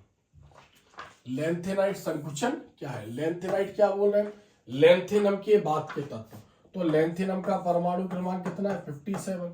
इसके बाद मतलब सीरियम Ce58 से लेके कहां तक आ रहा है, ये Lu71 यानी ल्यूटीशियम 71 तक, टोटल 14 तत्व है। तो लेंथेनाइड संकुचन क्या है और इस संकुचन का कारण क्या है और इसके परिणाम क्या है। अथवा ऐसा भी आ सकता है कि लेंथेनाइड संकुचन क्या है, इन्हें शुद्ध अवस्था में प्राप्त करना कठिन क्यों है। तो पहले हम जानते हैं कि आवर्त सारणी में किसी भी आवर्त में, चूंकि एक आवर्त भी है ये, किसी भी आवर्त में बाएं से दाएं जाते हैं तो कक्षाओं की संख्या यानी परमाणु में कक्षाओं की संख्या तो स्थिर रहती है, लेकिन परमाणु क्रमांक बढ़ता है, जिससे कक्षाओं में इलेक्ट्रॉन और नाभिक में प्रोटॉन बढ़ते हैं। यानी इलेक्ट्रॉन और प्रोटोनों के बीच में आकर्षण बढ़ता है, और प्रोटॉन नाभिक के प्रोटॉन यानी नाभिकीय आवेश बढ़ रहा है, तो प्रोटॉन इलेक्ट्रॉन को अपनी तरफ खींचते हैं, जिस कारण कक्षाएं पास आ जाती हैं नाभिक के और सिकुड़ जाती है, यानी परमाणु छोटा हो जाता है और त्रिज्या कम हो जाती है। तो संकुचन हम क्या बोल रहे हैं कि लेंथेनाइड संकुचन क्या है, यानी लेंथेनाइडों में भी 58 यानी परमाणु क्रमांक 58 से 71 टोटल 14 तत्व है। यानी इसको पहला तत्व मान रहे हैं हम लेंथेनाइड का सीरियम, और ये 14वें नंबर का तत्व है, 40 नंबर का। तो बाएं से दाएं जाएंगे तो परमाणु क्रमांक बढ़ेगा, लेकिन कक्षाओं की संख्या स्थिर है। तो अगर हमने बात करी कि मान लो ये, अगर हमने देखा लेंथेनाइड, चूंकि इलेक्ट्रॉनिक विन्यास से पता चल रहा है कि उसमें 6 कक्षाएं होती है। कितनी कक्षाएं होती है, 6, 1 2 3 4 5 और 6 कक्षाएं। तो पहली कक्षा में एस है, दूसरी कक्षा में यहां पर देखते हैं, पहली कक्षा में एस, दूसरी कक्षा में एसपी, तीसरी में एसपीडी, एस एस पी और डी, और चौथी में एस पी डी और एफ, उसके बाद एस पी डी और एस पी। ये क्या है, ये लेंथेनाइड का आकार है। तो ये पहली कक्षा है, यानी n बराबर 1 है, 1 2 3 4 5 और 6। तो जो लेंथेनाइड है उसमें सारे इलेक्ट्रॉन किसमें प्रवेश कर रहे हैं, उनके सारे इलेक्ट्रॉन इसमें, यानी 4f में 1 से लेके 14 इलेक्ट्रॉन प्रवेश कर रहे हैं।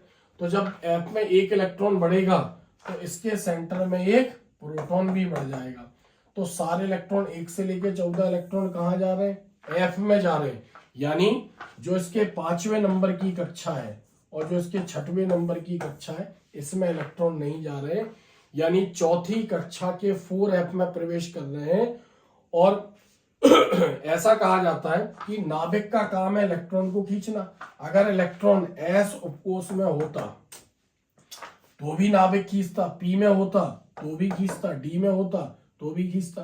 तो हर कक्षा में एस है, तो जब नाभिक इलेक्ट्रॉन को अपनी तरफ खींचेगा तो सभी कक्षाओं में एस उपकोष होने के कारण एस में प्रतिकर्षण होगा।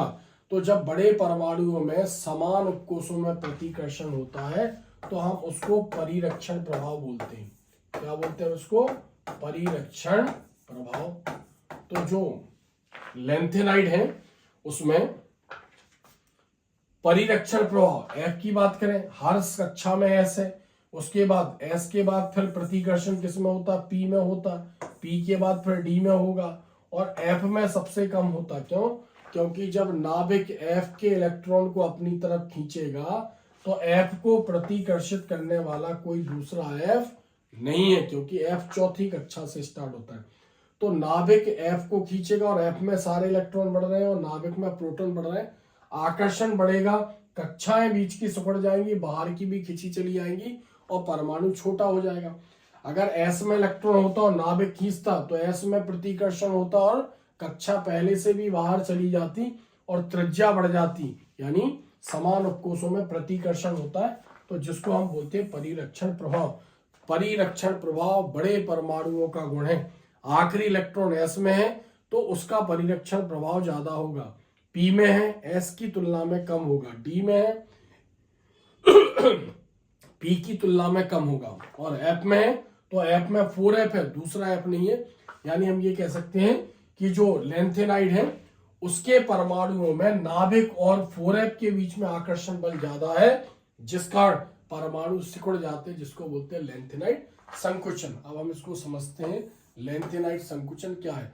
लेंथेनाइडों के परमाणु क्रमांक बढ़ रहा है में वृद्धि के साथ उनके परमाणु और आयनिक त्रिज्या में कमी होती है, जिसे लेंथेनाइड संकुचन कहते हैं। यानी आवर्त सारणी में बाएं से दाएं जाएंगे तो परमाणु क्रमांक तो बढ़ेगा लेकिन कक्षाओं की संख्या स्थिर रहेगी। नाभिक में प्रोटॉन, कक्षाओं में इलेक्ट्रॉन बढ़ेंगे, आकर्षण बल बढ़ेगा, जिससे परमाणु सिकुड़ जाएंगे, छोटे हो जाएंगे। तो लेंथेनाइड संकुचन हमने क्या बोला? परमाणु क्रमांक बढ़ने के साथ, वृद्धि के साथ परमाणु और आयन छोटे हो जाते हैं, परमाणु त्रिज्या कम हो जाएगी, आयनिक त्रिज्या कम हो जाएगी, जिसे लेंथेनाइड संकुचन कहते हैं। अब इसका कारण देखते हैं ऐसा क्यों हुआ। तो कारण तो अभी हमने बताया ही, लेंथेनाइड श्रेणी में परमाणु क्रमांक में वृद्धि होने पर, परमाणु क्रमांक बढ़ने पर नए आने वाले इलेक्ट्रॉन, यानी जो नए इलेक्ट्रॉन आएंगे वो बाहरी कोष यानी 5वीं कक्षा और 6वीं कक्षा में ना जाकर 4f कोष में प्रवेश करते हैं, और f के पहले कोई दूसरा f है नहीं। 4f कोष का परिरक्षण प्रभाव f को प्रतिकर्षित करेगा नहीं, क्योंकि एक ही f है। तो 4f कोष का परिरक्षण प्रभाव बड़े परमाणुओं का गुण समान उपकोषों में प्रतिकर्षण कहलाता है, परिरक्षण प्रभाव। तो 4f उपकोष का परिरक्षण प्रभाव न्यूनतम या नगण्य होता है। नगण्य मतलब यानी 4f का किसी उपकोष के साथ प्रतिकर्षण नहीं है और आपस में तो कोई दूसरा है भी नहीं उसके पास, जिसके कारण प्रभावी नाभिकीय आवेश बढ़ जाता है, यानी नाभिक का आकर्षण 4f के इलेक्ट्रॉनों पर और बढ़ जाएगा। इसलिए इलेक्ट्रॉन और नाभिक, इलेक्ट्रॉन किसकी बात कर रहे हैं? 4f के इलेक्ट्रॉन, और नाभिक मतलब प्रोटॉन की बात कर रहे हैं। तो इलेक्ट्रॉन और प्रोटॉन के बीच आकर्षण बल बढ़ जाता है, जिसके कारण परमाणु या आयन संकुचित हो जाते। आकर्षण बढ़ा तो सिकुड़ गए, संकुचित हो गए, इसको हम लेंथेनाइड संकुचन कहते हैं। जैसे लेंथेनम La3+, जब लेंथेनम 3 इलेक्ट्रॉन त्यागेगा, लेंथेनम का परमाणु क्रमांक क्या है? 57 लेंथेनम। उसके बाद ल्यूटीशियम का परमाणु क्रमांक क्या है? 71, यानी 57 और आखिरी 71, दोनों ने 3-3 इलेक्ट्रॉन त्यागे तो आयन की त्रिज्या, अब आप देखो इसका परमाणु क्रमांक ज्यादा है ल्यूटीशियम का और लेंथेनम का कम है, फिर भी लेंथेनम का आखिरी इलेक्ट्रॉन उसके नाभिक से इतनी दूरी पर है और ल्यूटीशियम का आखिरी इलेक्ट्रॉन उसके नाभिक से इतनी दूरी पर है तो त्रिज्या किसकी ज्यादा है, लेंथेनम की ज्यादा है कंपेयर टू ल्यूटीशियम। तो क्या बोल रहे हैं, बाएं से दाएं जाने पर यानी परमाणु और आयन की त्रिज्याएं घटती है, वो छोटे हो जाते हैं। अब लेंथेनाइट संकुचन, लेंथेनाइट संकुचन के परिणाम, तो लेंथेनाइट संकुचन पढ़ा हमने। तो लेंथेनाइट संकुचन क्या है, लेंथेनाइट संकुचन चूंकि सिकुड़ रहे हैं उनके परमाणु तो सबके रासायनिक गुण लगभग एक जैसे, यानी इनके रासायनिक गुणों में अत्यधिक समानता पाई जाती है, जिस कारण इन्हें शुद्ध अवस्था में प्राप्त करना कठिन है। फिर दूसरा, लेंथेनाइट संकुचन के कारण लेंथेनाइट आयनों के आकार लगभग समान होते हैं।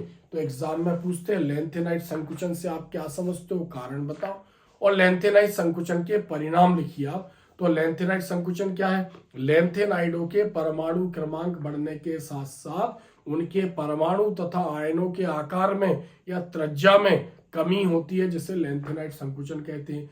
कारण, लेंथेनाइडों के परमाणु क्रमांक बढ़ने के साथ साथ नए आने वाले इलेक्ट्रॉन बाहरी कक्षा, बाहरी कोश में ना जाकर 4f उपकोश में प्रवेश करते हैं। 4f उपकोश का परिरक्षण प्रभाव बहुत कम, न्यूनतम या नगण्य होता है, नहीं के बराबर होता है, जिस कारण नाभिक के प्रोटॉनों और कक्षाओं के इलेक्ट्रॉनों के मध्य, नाभिक के प्रोटॉन और कक्षा के इलेक्ट्रॉन मतलब 4f के इलेक्ट्रॉनों के मध्य आकर्षण बढ़ता है और कक्षाएं सिकुड़ जाती हैं, परमाणु और आयनों के आकार कम हो जाते हैं। इसको हम लेंथेनाइट संकुचन कहते हैं। परिणाम या महत्व, लेंथेनाइट संकुचन के कारण इनके रासायनिक गुणों में अत्यधिक समानता पाई जाती है और लेंथेनाइट संकुचन के कारण उनके परमाणु आकार भी लगभग एक जैसे होते हैं, जिस कारण इन्हें शुद्ध अवस्था में प्राप्त करना कठिन होता है। नेक्स्ट क्वेश्चन देखते हैं, क्वेश्चन नंबर 9।